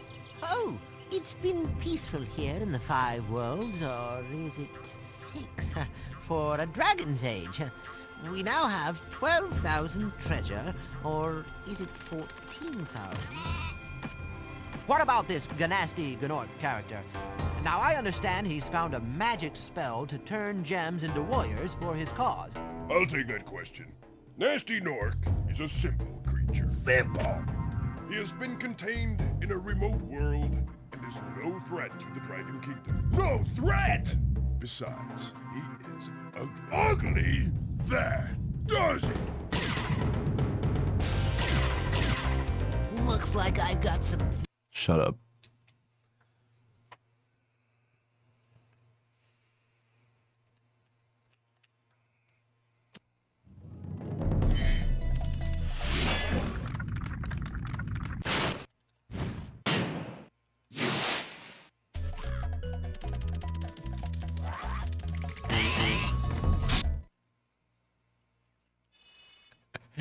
Looks like he got some. He really did.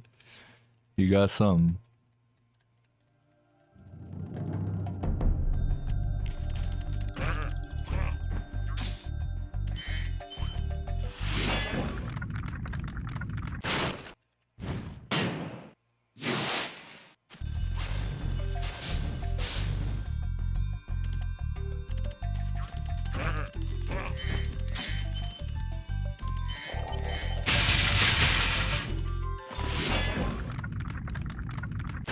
Wow, I didn't know that, Tia.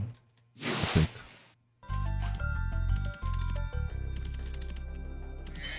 First Tarzan, now Spyro 4. Phil Collins is a genius. Did you know he was in the police? Not the band, I mean like the SWAT team.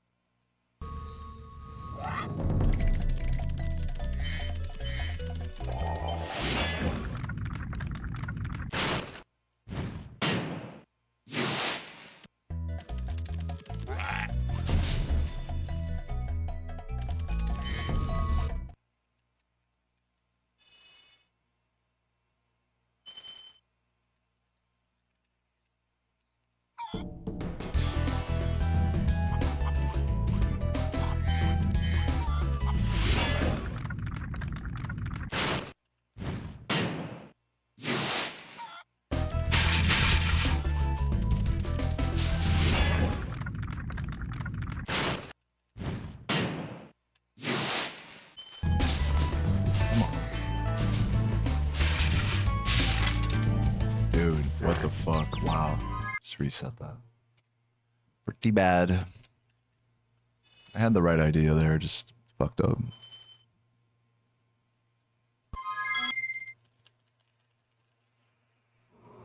How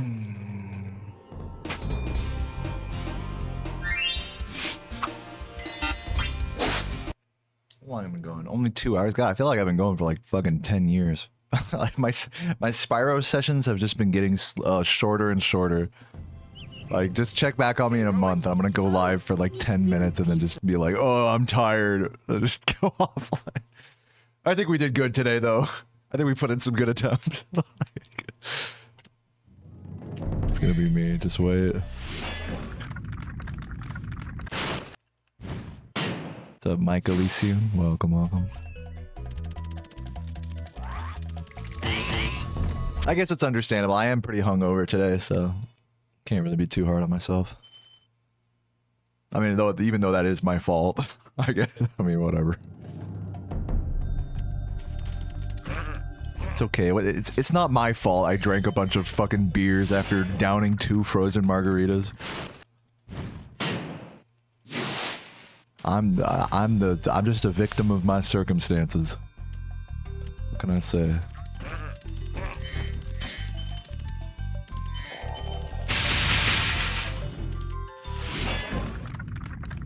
It was a really fun night, though, I will say.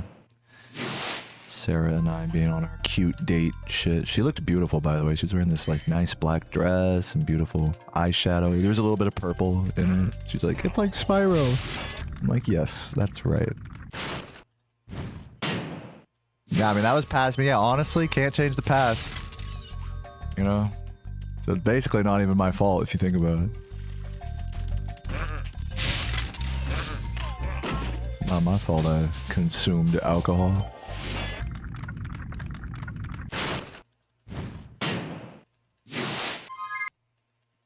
Laura calling for grit mode. I don't believe she's calling for it. If anything, she's calling Domino's for a fucking pizza right now. That's probably what she's calling.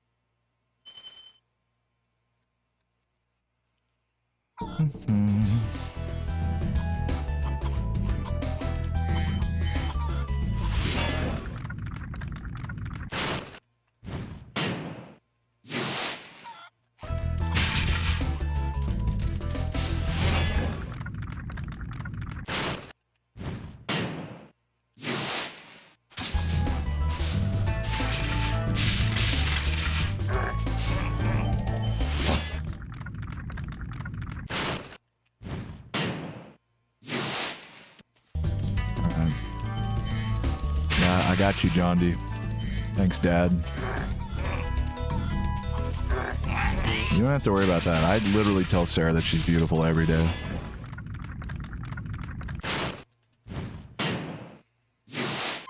So don't worry about me showering my beautiful girlfriend with compliments. I'm way ahead of you.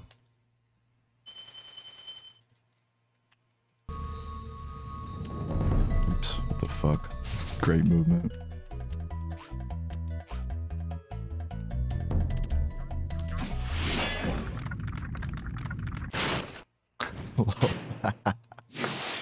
That's a funny response. Dude, you're calling for grip mode. What do you mean? What do you mean, what does this mean? You gotta clutch up. You said it yourself, Laura.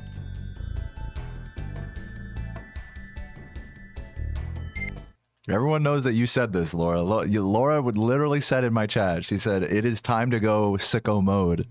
It's time to go fucking full grit, fucking apex predator, fucking bitch ass penis mode. I believe that was her words exactly.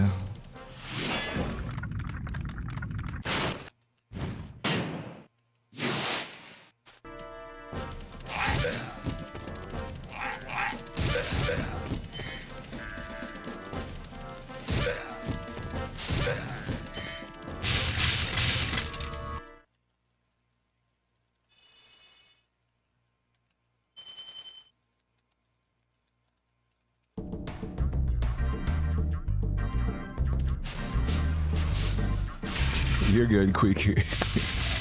Made for a funny moment. But don't worry, you got the bug and the grit bug in my head now. I'm all gritted up. I'm like sandpaper.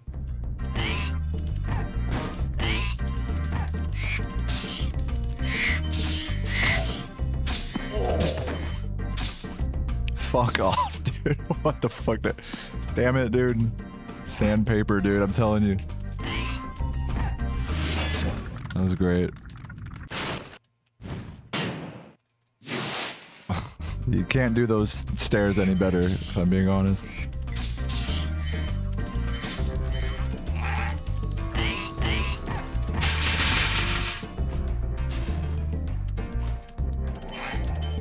How much time did that lose, maybe?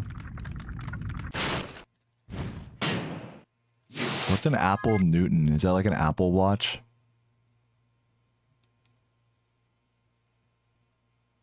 Wait, isn't Newton the guy who had like an apple fall on his head and he was like, aha, eureka, or whatever the fuck?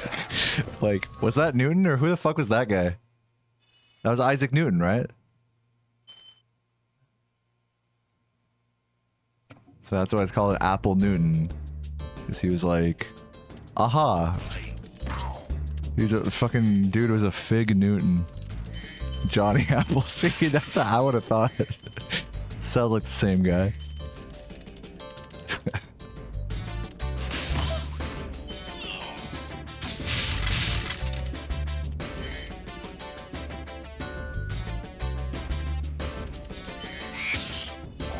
Fucking Peter Pan.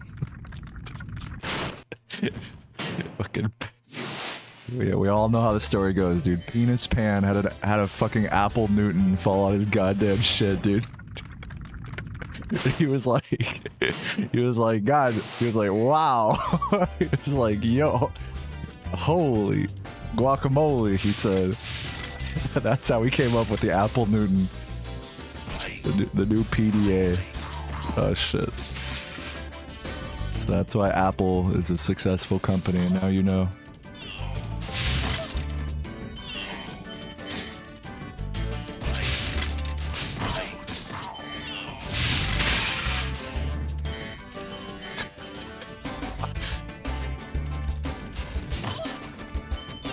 I don't know why in my head, like, an apple falling on someone's head is just so funny. It's like, oh, oh my. Like, he's just so like, wow. You fucking see the secrets of the universe because some shit fucking gives you a concussion, you know? It's boring. It's, oh, egad. You sound like exclaim. I don't know why that's funny to me. Yeah, good heavens. Oh my gosh. Wow. I'm finna bust. Goddamn. Holy smokes. This fucking apples suck. It's apples based.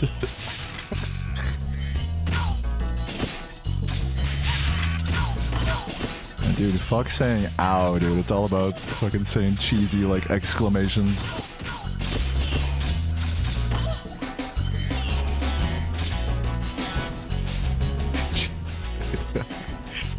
Fucking get hit by a car. Fucking good golly. What the fuck? My legs are severed. Holy smacks. Holy schmackaroos.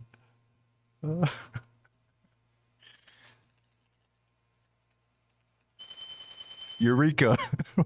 I'm dead.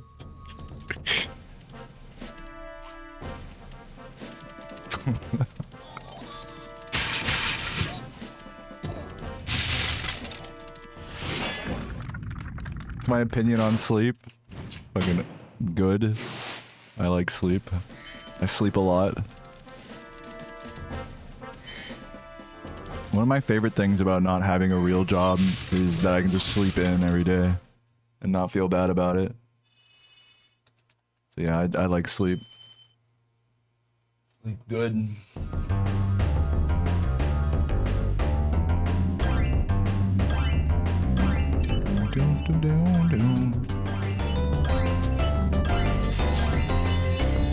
I remember when I was gonna become a teacher and I was like taking classes like at college for it.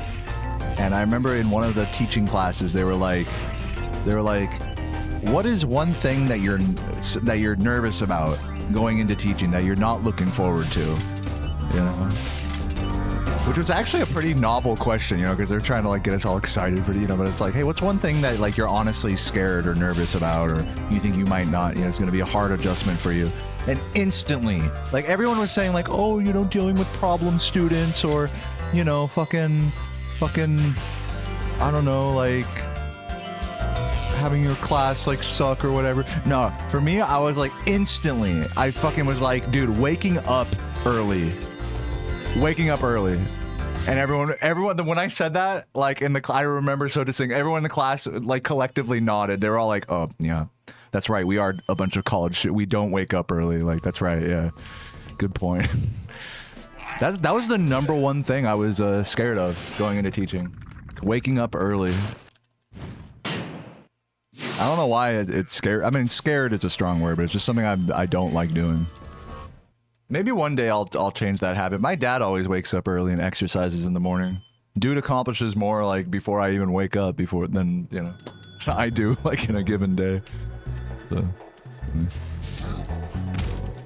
you know, like I've never been like efficiency, like, you know, life min-maxing pilled or anything, so. But if you are, I mean, waking up early is definitely at the top of the list of financial guru, influencer, fucking Sigma grind set bitches. No doubt about it. So yeah, I don't talk shit on it, but it's something that I definitely don't like to do. It's hard to beat sleeping in. every fucking day. It's hard to beat that. Going to bed whenever you want and not having to worry about being tired the next day. Like, that's like next level shit. That's one of the things I'm most thankful for. Any other job I would have would, you know, almost certainly, that would not be the case.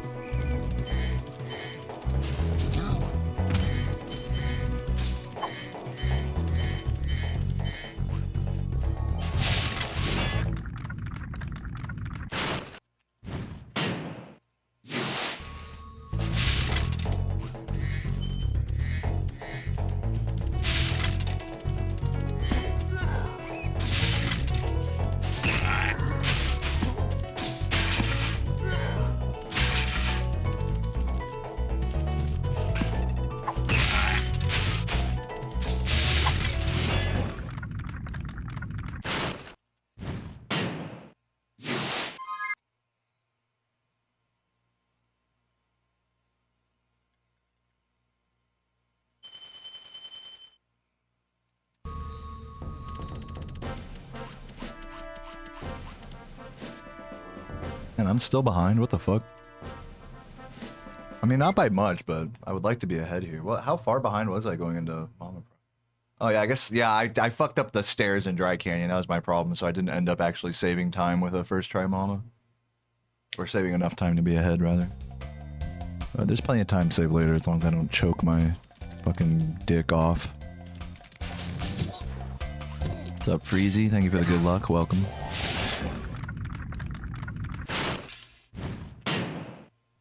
Oh, thank you for the tier 1, Freezy. Love you. Well, I would go for that first pull if the red would fall down quickly enough for me to not have to stop my movement.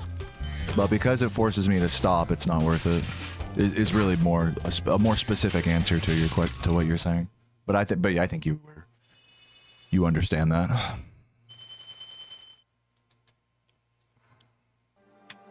We're basically on the same wavelength, I think.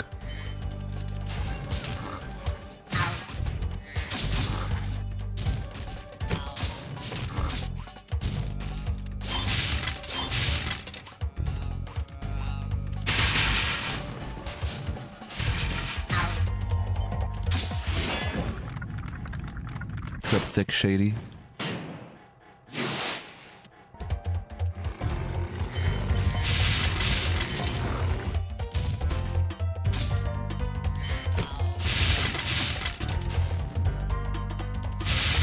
Fuck.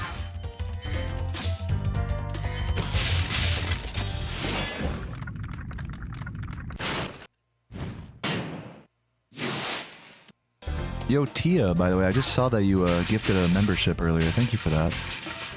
Don't know why I didn't hear it, but my alerts are being wonky today. Thank you for that, Tia.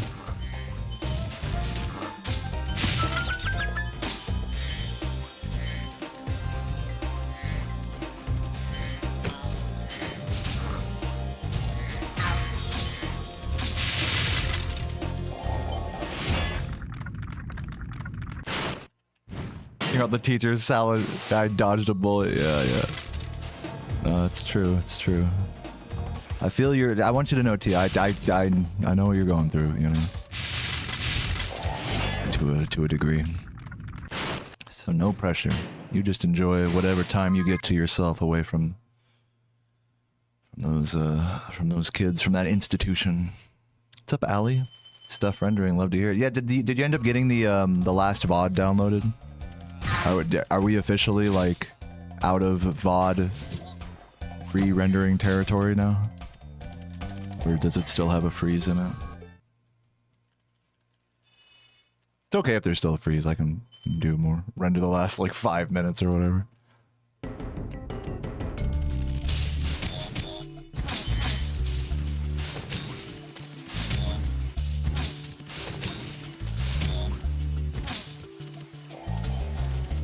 We're out of VOD hell. Oh my god, dude. Can I tell them the story? Can I tell them, like, what we were dealing with? I'm gonna tell this story. I figure you don't mind. Yeah, so Allie, as you guys know, is editing my my main channel hard mod video where I tell the story of like every level and stuff like that. So a lot of what Allie has to do is like take the VODs and you know, illustrate what I'm saying with like the gameplay on screen, right? So that means that she needs to have like all of the VODs downloaded, right? And so that seems like easy enough, right? I get them posted on like Dropbox. Now keep in mind, because it's like 200 gigabytes of a 29-hour playthrough. You know what I mean? So I had to make a Dropbox free account just to upload all 3 parts of that, you know, as like 9-hour videos each, you know, and then put them on Dropbox. Okay, great, you know. But then Allie like was having trouble like downloading them for one reason or another, whether it was like internet or some issue maybe with Dropbox having server issues and whatnot. So she's trying to download them, but like they freeze like partway through. And so it's like, oh shit. So I thought she had them downloaded, but it turns out that they were actually like partially frozen, like each of them. So, and I had already canceled my Dropbox like free trial. So I had to make another Dropbox free trial account and then render like from the part that it froze for her and then and then post that on another Dropbox. So it's like, okay, so now instead of like a 9-hour video, it's like the last 4 hours of this VOD or whatever. And then of course like and then one of them freezes again, so I had to do like the last hour. We just got done doing the last hour of the first like part of it. So we're just like going back and forth. It's like fucking hilarious. We're just going back and forth on Discord being like, okay, wait, did you get it? It's like, all right, yeah, but it's frozen here. It's like, okay, let me render it again. It was just so unnecessarily like, such an unnecessarily long process. Just to get the VODs to my editor. But I mean, I should not be surprised. It's like fucking, it's such even if I tried zipping them, by the way, you know, you can't zip a fucking like 29-hour playthrough and have it be, oh, okay, I'm gonna make it instead of 200 gigs, 160 gigs. Wow, that's so much better. You still can't fucking put it on Google Drive, you know? So it's like, god, it was just such a fun, it was like such an odyssey getting these VODs like posted and sent and downloaded and stuff. But now we're officially out of, like, right now we're officially out of VOD hell. We've been fucking with this like the past few days. And now Allie can finally like actually edit like the video now again. I'm losing time here. So yeah, this, if you guys ever want to know what it's like to you know, edit videos and stuff, that's what it's like. It's fucking struggling to get shit downloaded and sent over and communicated, and it's just funny. It's always like, you know, it's like you'll never foresee it being like that fucking like much of a thing, you know, but there's always something, you know, like that in this thing. Thank you, Dirk Boy. I'm glad you like the mic. Yeah, dude, maybe the YouTube alerts are still off from the 50 gifts. I'll have to check. I'll check after this level. But yeah, dude, just a fucking odyssey of VODs, dude. An odyssey of VODs. I'm glad we got it worked out though.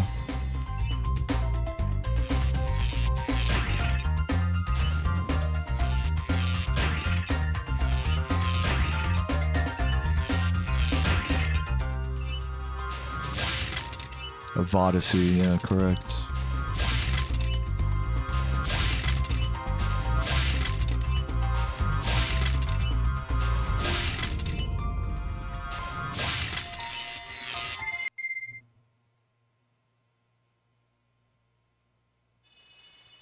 Yeah, thanks for saying that, whoever said that. Yeah, my YouTube alerts were still off after the 50 sub bomb. Yeah, I just turned them back on again. That's why I couldn't hear them.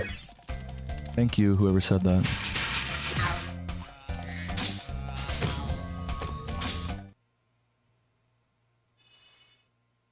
The real Lil Soggy. It's a cute username. The cute little Soggy.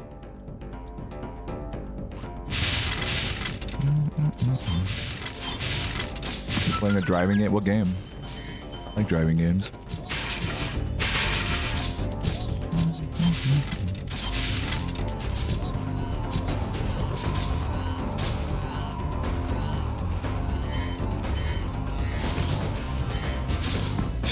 I wanted that way bad. I was way too down bad for that jump. I just knew that wasn't gonna work. You think it's the best username? I mean, it's a funny username for sure.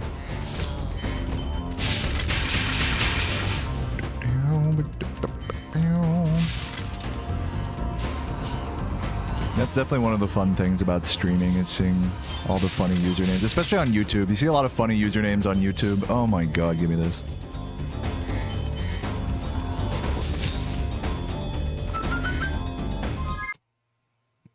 I like when someone with a wacky username comes in and I'm like, hey, you know, thanks for the good luck, you know, fucking is your mom single? Or, you know, shit like that. Wacky ass username. Some shit that's like in Russian or something, and so I like phonetically pronounce how the letters are like shaped in English. Like Anek. It's like, it's not Anek. You know?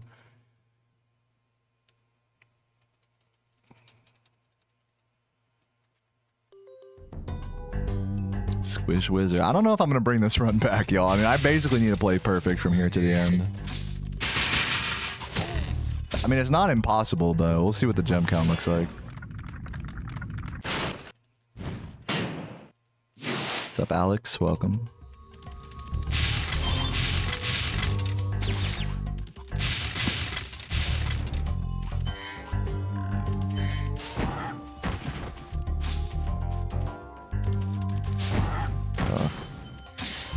Yeah, this run is not looking like PB material.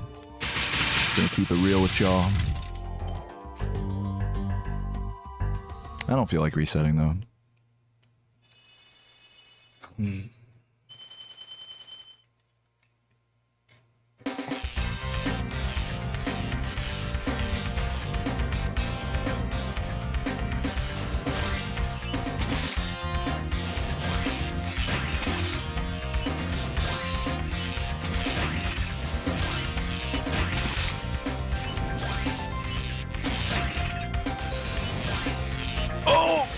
Okay, I gotta play it safe in the plane section now.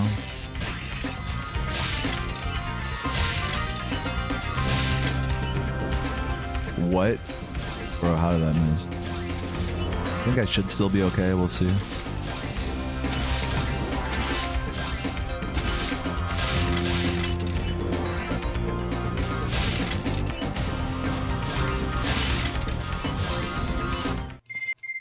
I like hit that shit like first frame. You didn't even hear the box break. I like wasn't sure if I actually beat the level or not. Works for me. 3803. Okay, so we are good on gems right now.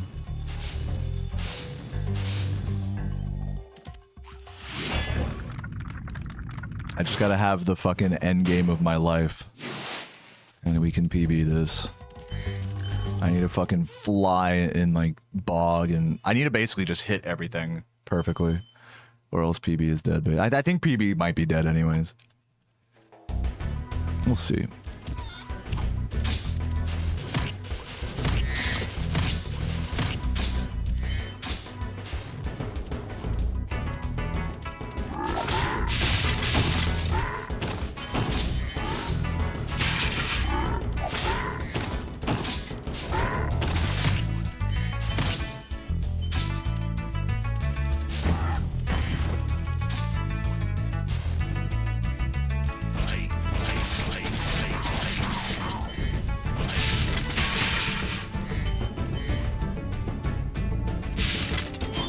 Really?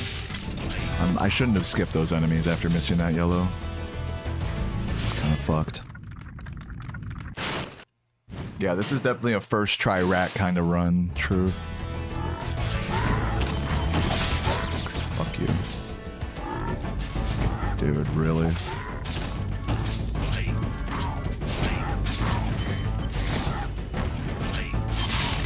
Guys, something tells me I'm not saving time here.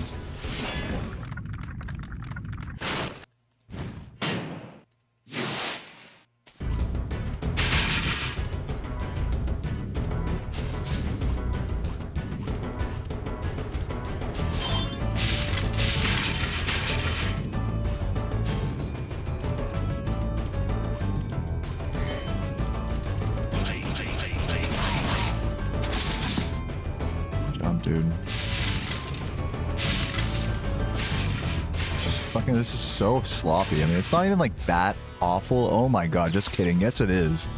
This run's dead. Oh my god. I'm done with this run. I'm not continuing this. I'm sorry, everybody. Been going for like 2.5 hours. I'm gonna be honest. I don't really feel like grinding runs that much right now, but I am gonna attempt a few more. I could just no reset this one and call it a day, but I'd rather like put down 1 or 2 more like good attempts and then be done for today. So I think I'm gonna do that. That run was a wash.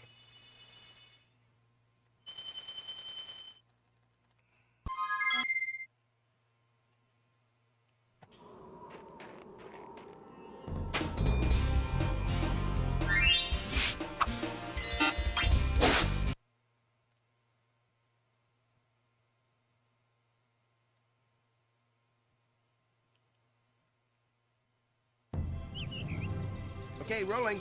Oh, it's been peaceful. Oh, dude. I'm just fucking tired, man. That's what being hungover does to a motherfucker. Just want to kick it and play some RuneScape and make some food, you know? As is my natural state of being. We gotta get 1 or 2 more good paces going here, and then we'll call it. 1 more run today.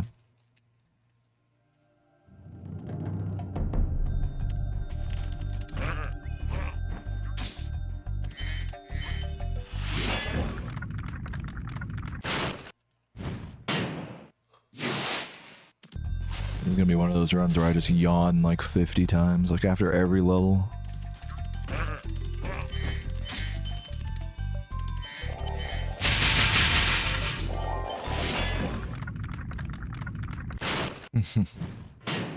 In the natural habitat.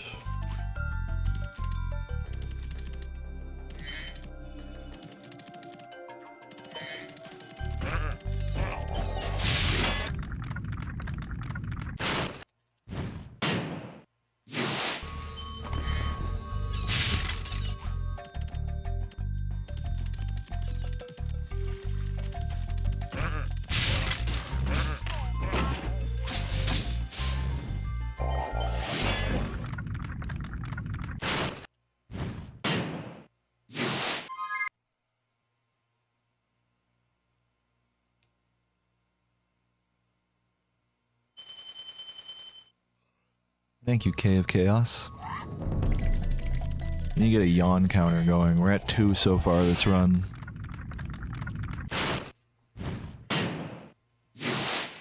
My guess is that if this run finishes, I'm gonna be at least like 15 yawns. At least.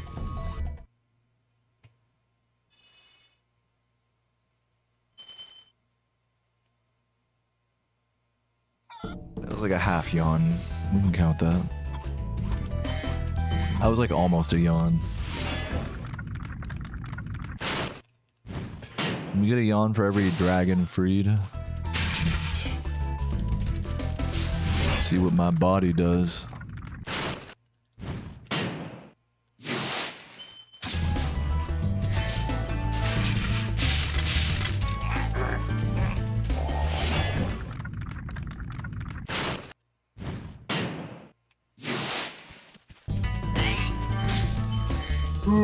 There we go, that'll be 3, right? We'll count that one as 3.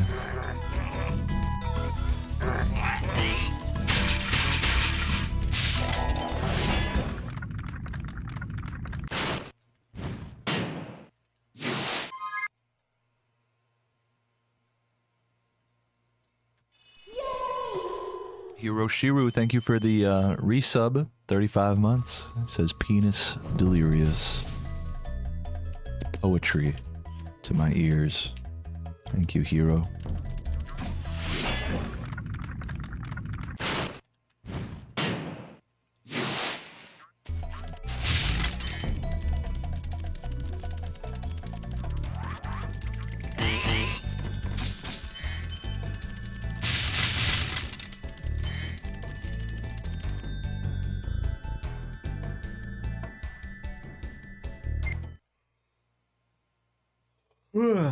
That's 4. 4 yawns. I'm taking bets. I'm taking side bets for how many yawns this run is gonna have.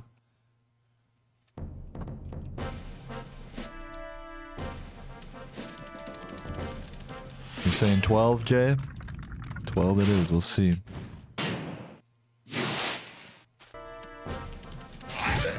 If this run finishes and someone guesses the right amount right now, like I'll leave the guesses open in Dry Canyon. But after Dry Canyon, guesses are closed. If anyone's right, I'll gift them a sub.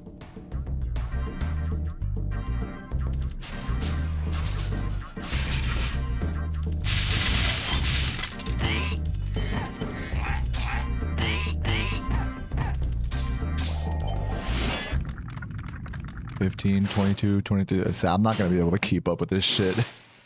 I'm gonna have to like go back in the VOD after the run. Let's see who the winner is.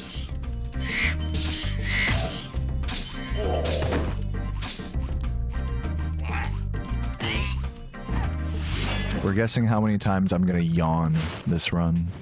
We're currently at 4 yawns.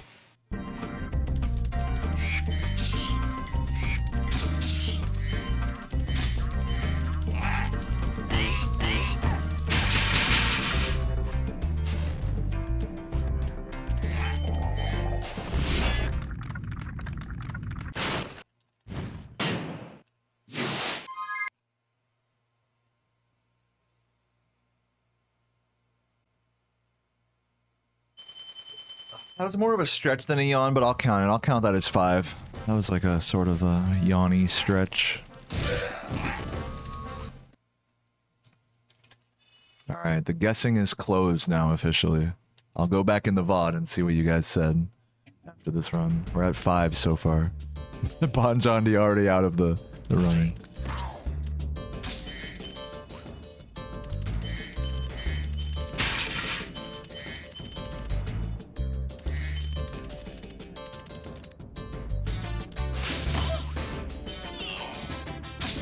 Ugh. Fuck off. I'll try to make this work. Hold on.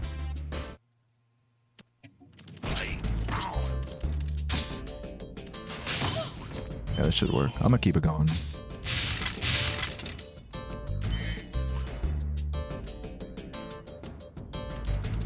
That was a slow mama attempt as well. Probably gonna be like 5 seconds behind here.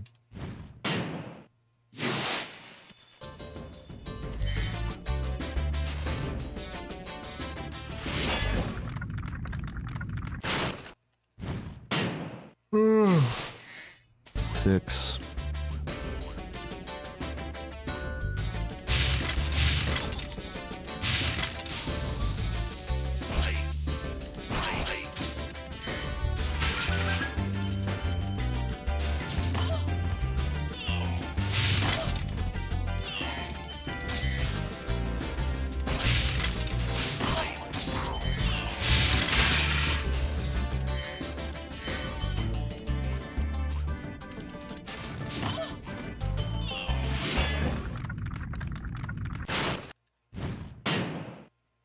You assume I'm also these bets are assuming that it's gonna be a full run. You didn't mess up. You're assuming correctly. I'm gonna try my best to no reset this.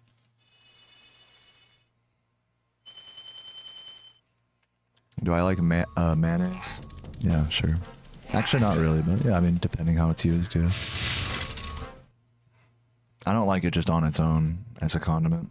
I actually, in place of mayonnaise, I'll use like ranch on like a sub or something.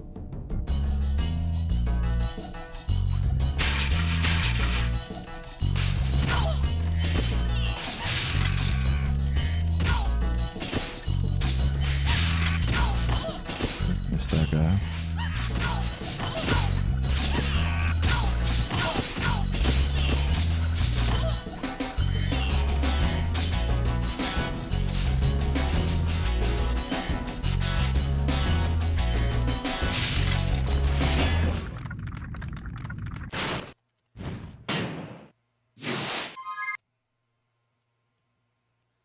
This run is not amazing, but it's not dead, so I'm just going to try my best to keep it under 10 seconds behind as much as possible here.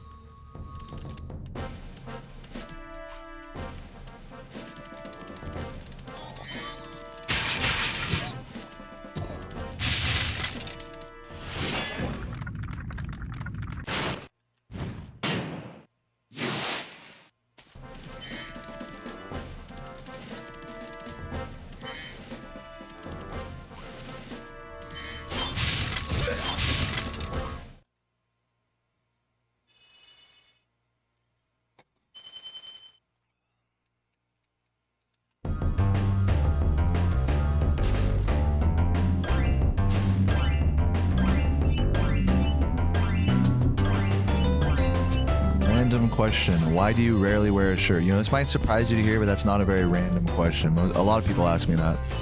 The reason why is because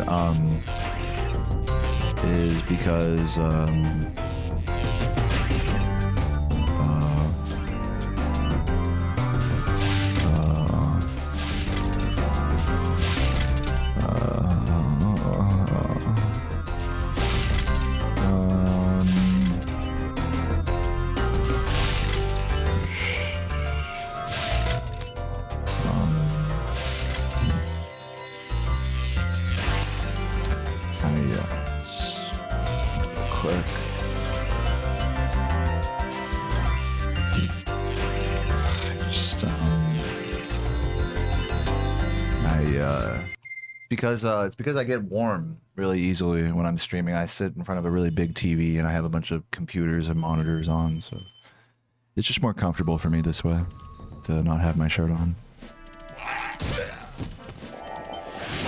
There's no like political statement behind it or anything. I don't consider it like my brand to be shirtless or anything.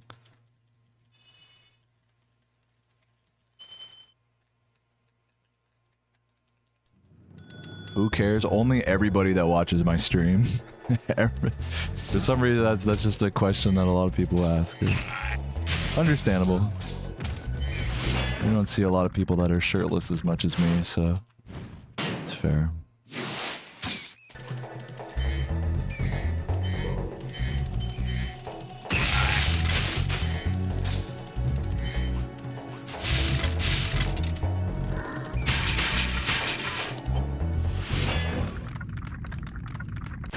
By now it is kind of my brand, yeah, sure. It's more just a meme than anything, it's not really... It's not that deep to me. It's just my natural state of being.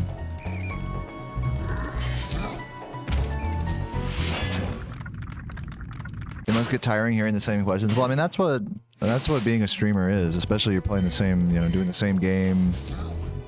You know, same things. I mean, pretty much every question I get, almost every question in my chat has been asked before. I would say on average, if I were to like quantify it, I think probably at least half of the questions. Yeah, to be more fair, I think at least half of the questions that are asked in my chat on a given day, sometimes more, sometimes less, are questions that I have been asked and answered before. And that's okay. You know, first of all, it's on me to have an FAQ if that bothers me. And secondly, you know, people don't know. And fuck, I just expect people to just know shit just because I've been asked it a million times. Yeah, so like definitely in this hobby, you know, you just get used to answering the same stuff. It's not a big deal. It's not the end of the world if you have to answer the same question over and over. And I am sitting here playing the same game over and over, you know, so... Can't really say that it's too much different. How often do I get questions about the wall? Pretty frequently. That's another question that comes up. Yeah, this wall is made out of acoustic foam panels, and rather than just put them in like a square formation like some try-hard YouTuber ass, I decided to make a spiral out of them. It's like partially cut off there, but it's like a spiral pattern. I like to say that it's like an artistic statement about the spiral into insanity, doing the same thing over and over. But also like an infinite like black hole of progress and self growth as well. But that's just like an artsy take on it.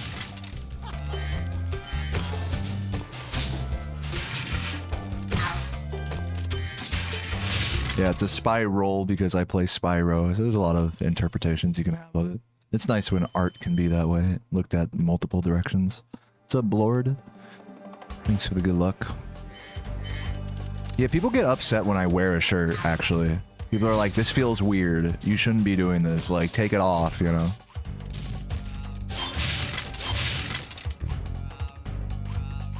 Oh, fuck, dude. God damn it. Get up there. It's pretty slow. Yeah, if you're a teacher, that is so true. If you're a school teacher, I mean, that's what you do. You answer the same questions over and over every year. You know, you're teaching the same subject.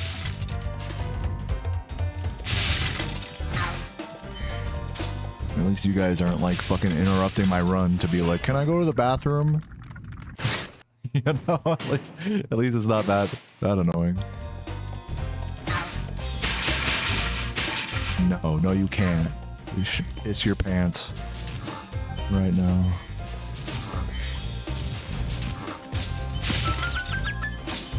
I mean, can't you see how good this run is? It's disrespectful to me if you don't shit yourself while watching.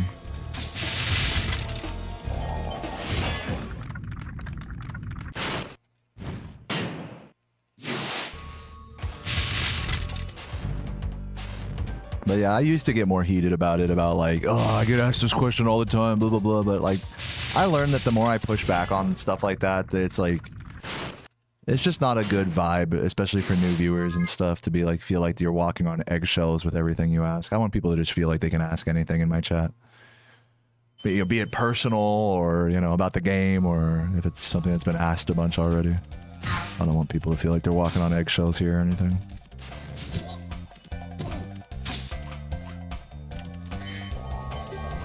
Chile, what's up, Frajado? And hey, Getro, thank you for the good luck. Hope the IL grinding is going good.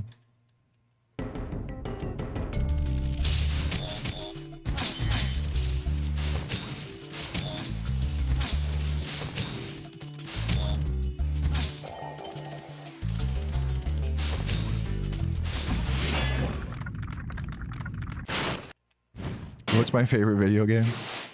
I don't know. Honestly, it might not be Spyro 1. Spyro 1's definitely like a top 5 favorite games. And it's definitely the game that has given me the most in life, I would say.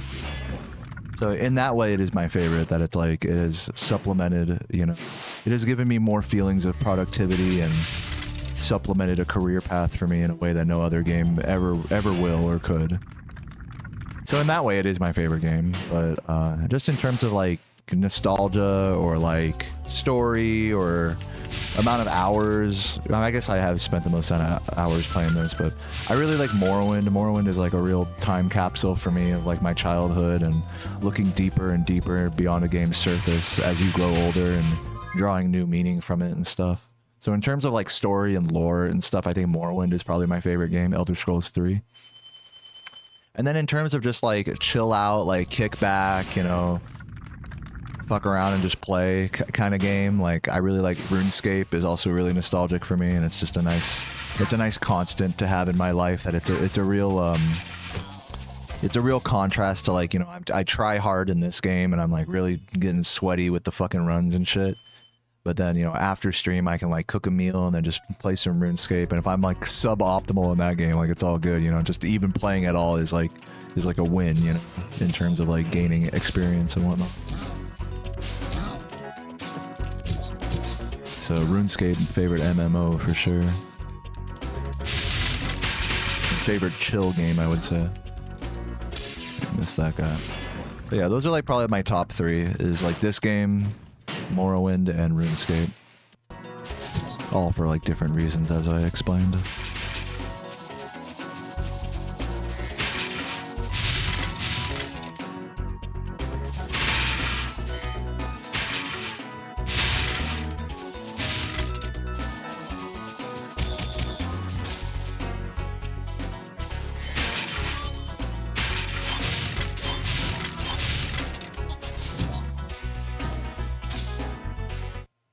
What's the most memorable thing about RuneScape experiences? I don't know. I like how simplistic RuneScape is. Like, you know, it's a totally different experience, like when you're playing that game as a kid to when you're an adult. You know, like you can just romp around and like talk to people in the game and like just suck and be a noob, and there's like a sort of magic fun to that. Especially when you're younger, you know, getting scammed by people and whatnot, and, you know, getting fake GFs and all that. So that's probably like the most memorable RuneScape experience for me, is just kind of romping around as a kid, like in Lumbridge and Alcrahid, just like mining or making amulets and stuff and killing cows, chopping trees, just not really knowing what I'm doing.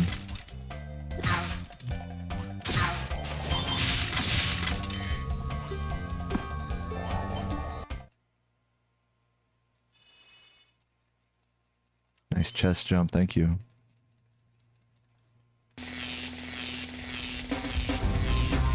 Didn't mean to distract too much. No, I'm chilling. I figured you were joking, but yeah, I figured I'd answer earnestly anyways. Why not? To get the gem to you from the initial enemies you flame and do a quick jump, you're gonna have to specify like what, like the start of what level, or the, you know, where exactly you're talking about, because I don't know what you mean.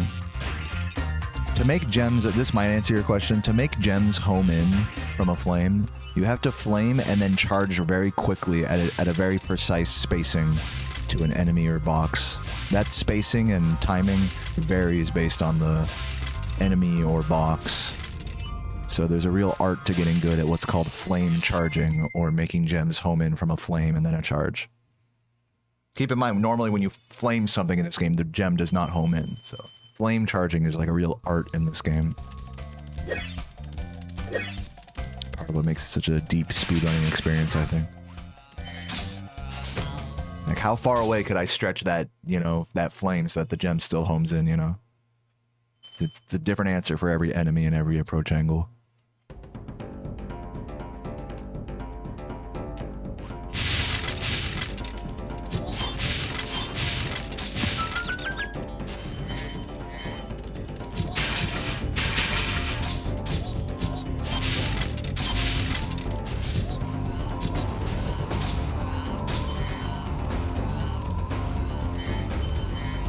What the fuck?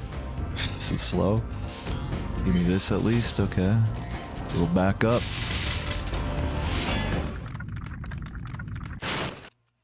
RuneScape enable 14. Yeah, true. Yeah, just like all those other websites we used to go on, like in elementary school, all the different Flash games we used to play. And going on like Homestar Runner and shit. Watching like stick figure fucking animations, you know, them killing each other and shit. Oh, there goes that blue, whatever. I think we'll be fine. Fucking cringe ass like Newgrounds movies and stuff.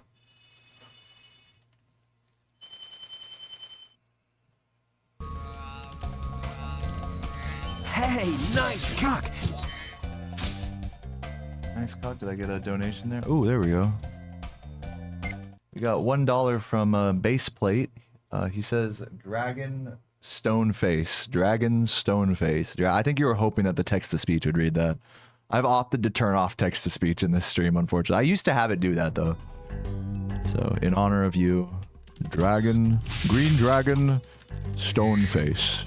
Green Dragon Stoneface. Green Dragon Stoneface. I hope that supplemented it for you. We got miniclips.com. That was a fucking legendary website. I used to go on, what was it called? XGen Studios. That's the website I played Stick RPG for the first time, and Stick Arena. Those were classics. I think they had Motherload on that website, but Motherload was on miniclips as well, I think. I actually never went on Cool Math Games as a kid. I'd always go on like addictinggames.com, which was like basically the same thing. Yeah, Stick RPG is such a classic.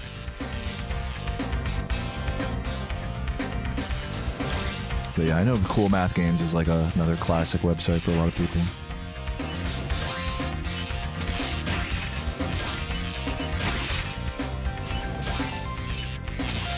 You gonna do Stick RPG for Ricky's Flash Game Relay? What's that? Is that like another thing for his his weekly speedrun thing? Flash Game Relay? Stick RPG is a pretty fast speedrun, depending on what category you're doing. What I understand. Oh, god damn it. Just flame.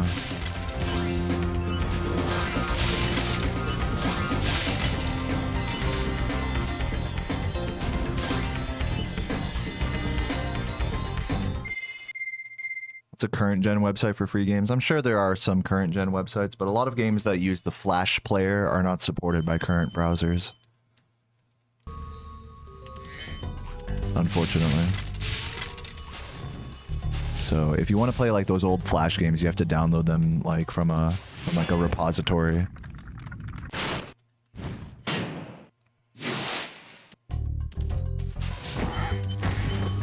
Used to have a fake GF on Webkins. That's dope. Golden Gate Drop. I have not heard of that one. Oh, it's a ESA thing. Oh, I see.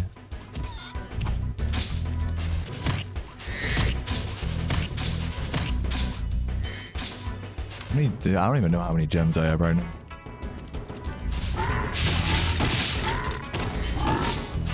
Don't tell me in the chat. Just let me be. Let me enjoy my blissful ignorance.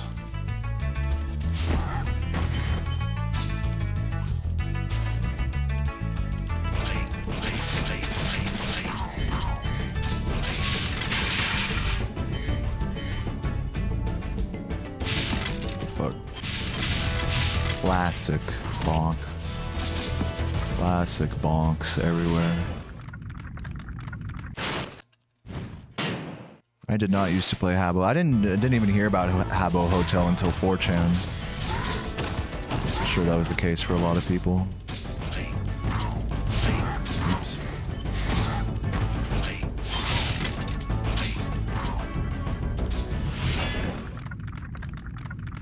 Do you remember Lenny Loose Jocks? I do not remember that one.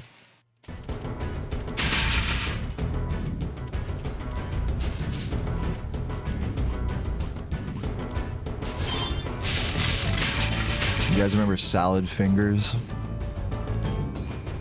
What a fucking horrific thing to watch as a kid. That was like true horror.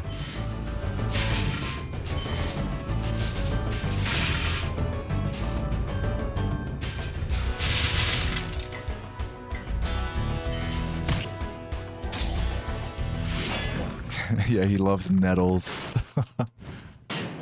I love nettles. Such a gentle voice. And Salad Fingers. What just like such a funny concept.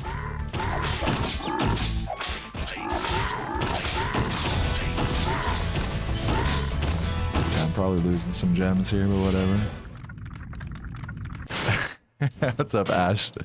Yeah, Ash referencing some guy came into the Spyro Discord complaining about Saboom's capture quality, which by the way is totally fine. Like you guys saw, I watched Saboom's video yesterday. Like obviously it's not as high quality as like this capture, but like someone came into the fucking Spyro Discord and was like, dude, like I want to contact Saboom and like send him like a retro tink, you know, and like, you know, really upgrade his. It's like, okay, like all right, go do that then. Like why are you telling us? Like like what the fuck? We don't care. Like. It was just funny. No, and then Wally comes in and it's like, Wally came in and it was like, on behalf of the Spyro speedrunning community, we apologize for our capture quality not being at like what Ash said at like a fucking 200,000 bit rate, 4K 60 FPS. Just such a funny meme. I was laughing my ass off when I read that. What's up, Matilon?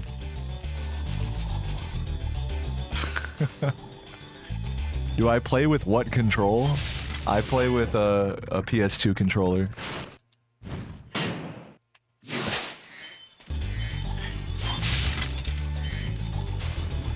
Like this guy's gonna fucking shit when he hears that people point their camera at the CRT for some runs.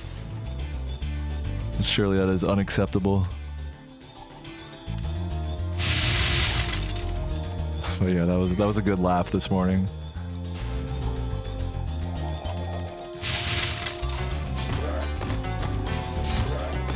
Just complaining about Saboom's capture quality, like Saboom gives a fuck.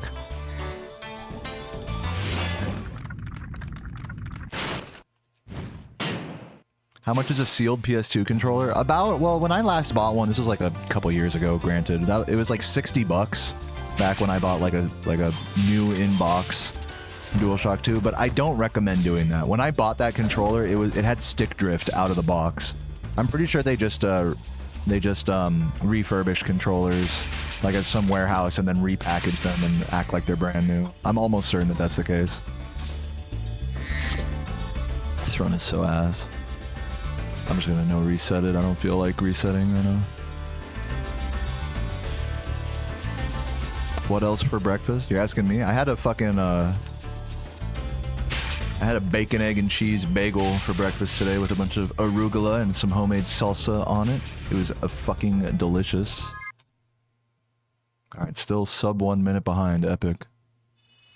Look, guys, I had one PB pace into Nasty's World today, so I'm gonna call it a fucking. We're gonna call it a dub today. Even though this last run is definitely going out on a whimper. Let's see how many gems I have here. See if we can get. Let's at least gold metalhead. Yeah, we're nice and over gemmed. We had one good PB pace. That's usually my goal on a given day. I had one chance to blow. Yeah, I was too far ahead of him. Behind him, rather.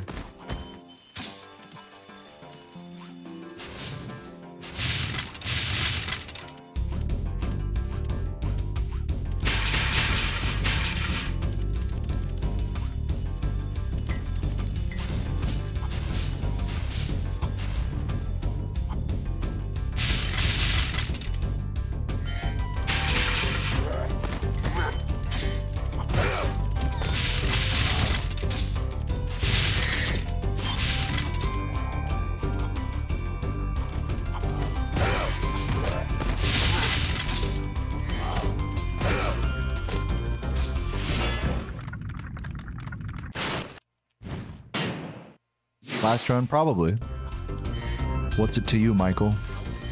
I'm just kidding. That was a needlessly aggressive response. I'm trying to work on being a less toxic streamer. What I meant to say is, yes, last run, but I'm sorry I cannot stream infinite. But I love you, and I love all of you. That was a better response, I think. Was Rat discovered recently? No. The original version of Rat Proxy was found by Tuval in, I believe, 2013, 2014, around the same time as Credit Skip. And it has since been, the setup and execution of the trick has since evolved to what we now do called Back Rat, which is a setup found by Days Bagamones about a year ago. So yeah, it's definitely not a new trick, but the way we do it is definitely evolved over the years.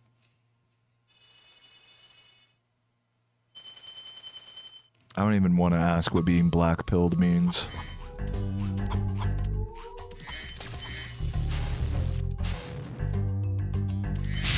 Oh god. Sounds like some dumb shit. I mean, some interesting shit. I am not a toxic streamer. I am a very kind person.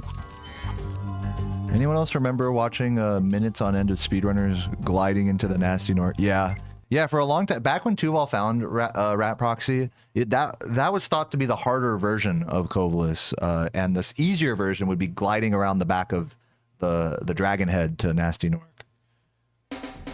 And so Tuval actually got a world record doing that, but it is now pretty, I think, generally agreed that doing although that wall glide around the Dragon Head is like, there are more consistent versions of it now, like with pause buffering. It's still basically the same thing it was back in 2014, just with pause buffering essentially. And so in the same way like Rat Proxy has made a lot of progress, like the Dragon Head wall glide has not. So nice, another good flop. So yeah, as time went on, that wall glide ended up being like it started out being like what was gonna be like the most consistent thing that everyone was gonna lab out, and then that ended up becoming rat proxy. Just interesting how the history sort of the optics of the two different tricks that accomplish the same thing, you know, have shifted over the years. But that's not to say that you know, you can't get good at the wall glide, you know, and potentially be more consistent at it than rat proxy. I'm sure there's still, like, you know, a lot of labbing to be done and practicing for people who are really committed to that. Clutch? Yeah, I mean, it was a pretty clutch flop that I did there, for sure. Sorry if you guys were, like, saying stuff with, you know, the Sailor Galaxy has been on the fucking spinners lately, so feel free to retype whatever you wanted me to read before this level. You guys were typing shit. And thank you, Sailor Galaxy, for bringing the hype. No insults intended there.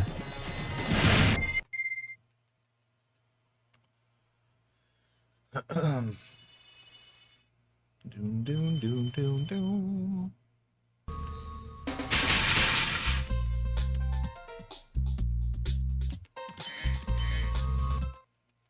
Sub 1 hour hype. That just made me feel pain to read, but thank you. I can skip one green. I actually am accounting for the blue outside this time, unlike my last run.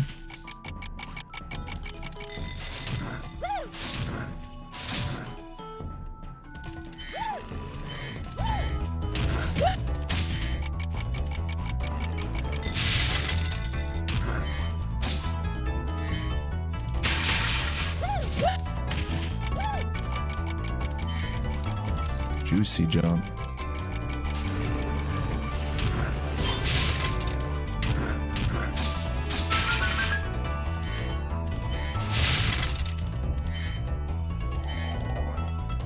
Very nice jock. If I don't choke this part.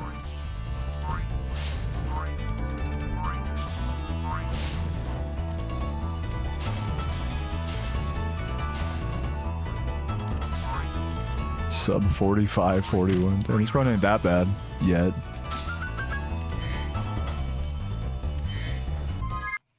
Cut me some slack. Thank you, Allie. Finally, somebody rubbing my fragile ego. I needed that. Thank you, Allie.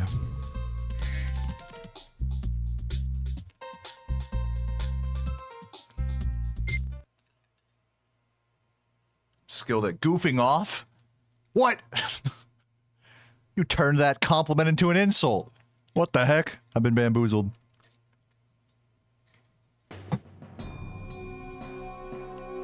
Alright, watch this be a first try rat, because this run sucks. No, that was actually fucking awful. That was a bad setup by me.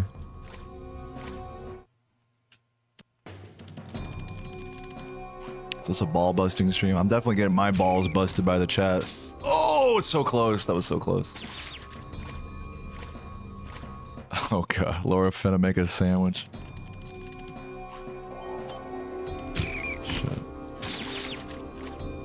You're great, fuck you, nice try. It's crazy because it actually is like a literal sandwich in the chat. Like it's like stacked on top of each other, each message.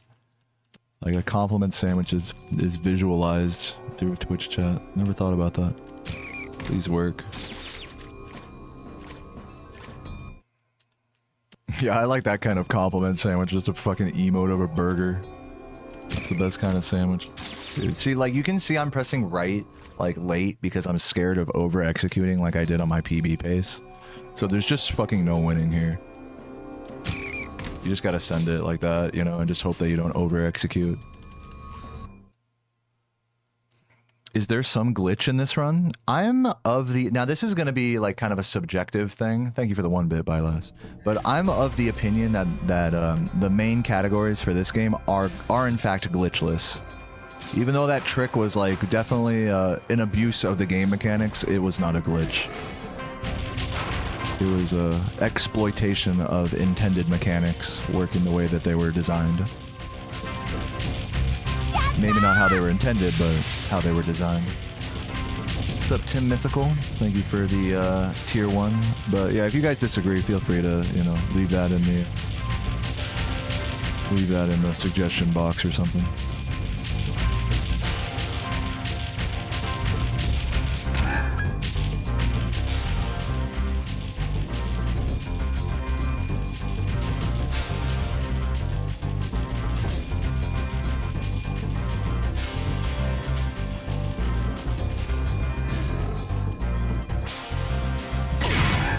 GG. You're toast, Mork.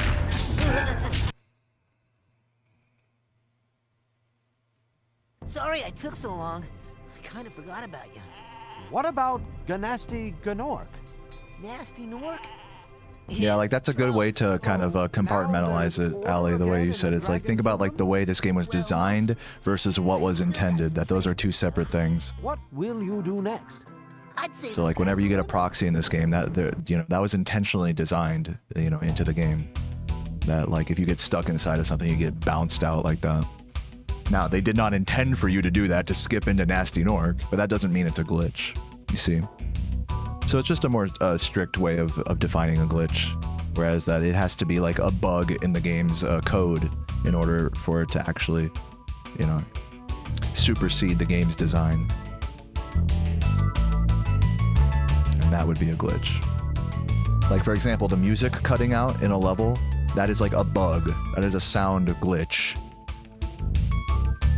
But getting a proxy into Nasty Nork, that's just that is not a glitch. That is an exploit, but it's not a glitch.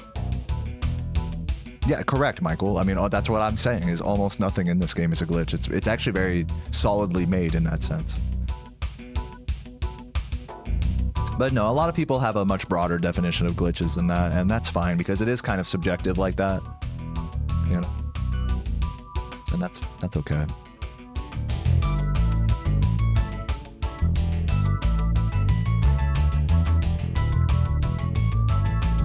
So yeah. Thanks for the tier 1 again, Tim Mythical. And yeah, I think that's going to do it for me today, guys. I don't feel like doing more runs today. So thanks everyone for watching. Good vibes. Yeah, cannon glitch is actually proven not to be a glitch because it's just the cannon locking on to a fodder behind the enemies. We used to call it a glitch because we thought it was the game's like actual code fucking up and the cannon not locking on. But in fact, it is just locked on to something, just not the thing you want. So it's not a glitch. Cannon glitch is not a glitch.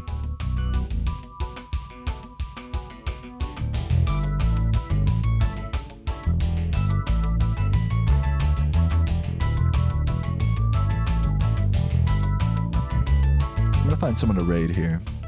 Any other thoughts in the chat? It was a good stream today, everybody. It was pretty chill. You know, can't say I'm mad about it. Especially for being hungover. I'm glad I was able to get like one. Especially for being. Whoa! I'm glad I was able to get like one PB-able pace out. That was nice. I think I'll raid Monopoly because he's doing like a subathon playing Halo. I was drunkenly watching his stream last night, so I feel inclined to raid him. Been following him forever as well.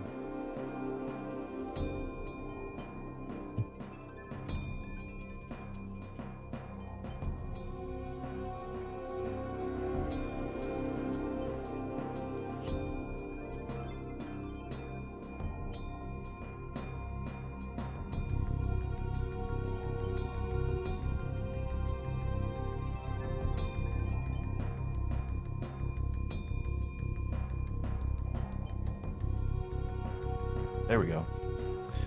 Yeah, guys.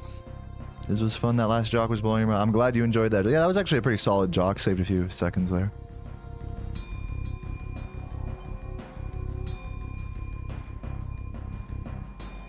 Yeah, guys. Have a good night. I'm going to make some food. Maybe make some burgers or some bird ends. We'll see what we do.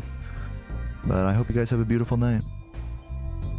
Things that involve quitting the game are generally glitches. I don't know. You'd have to like say a specific instance or something.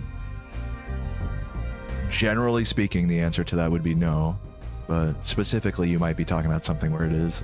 In this case, in the game, like where you quit the game, like I don't see how that's a glitch. But you're probably talking about something specific that I don't realize. Dark Souls. Yeah, see, I don't know. Like in Dark Souls, maybe what you're saying is a glitch. I don't follow Dark Souls that closely. Is it over? It is over, but I will be back tomorrow, everybody. I hope you have an excellent day, excellent night, and we are gonna get to more good fucking attempts tomorrow. So I'll see you guys then, and be well. I love you all very much. Peace out. Mwah.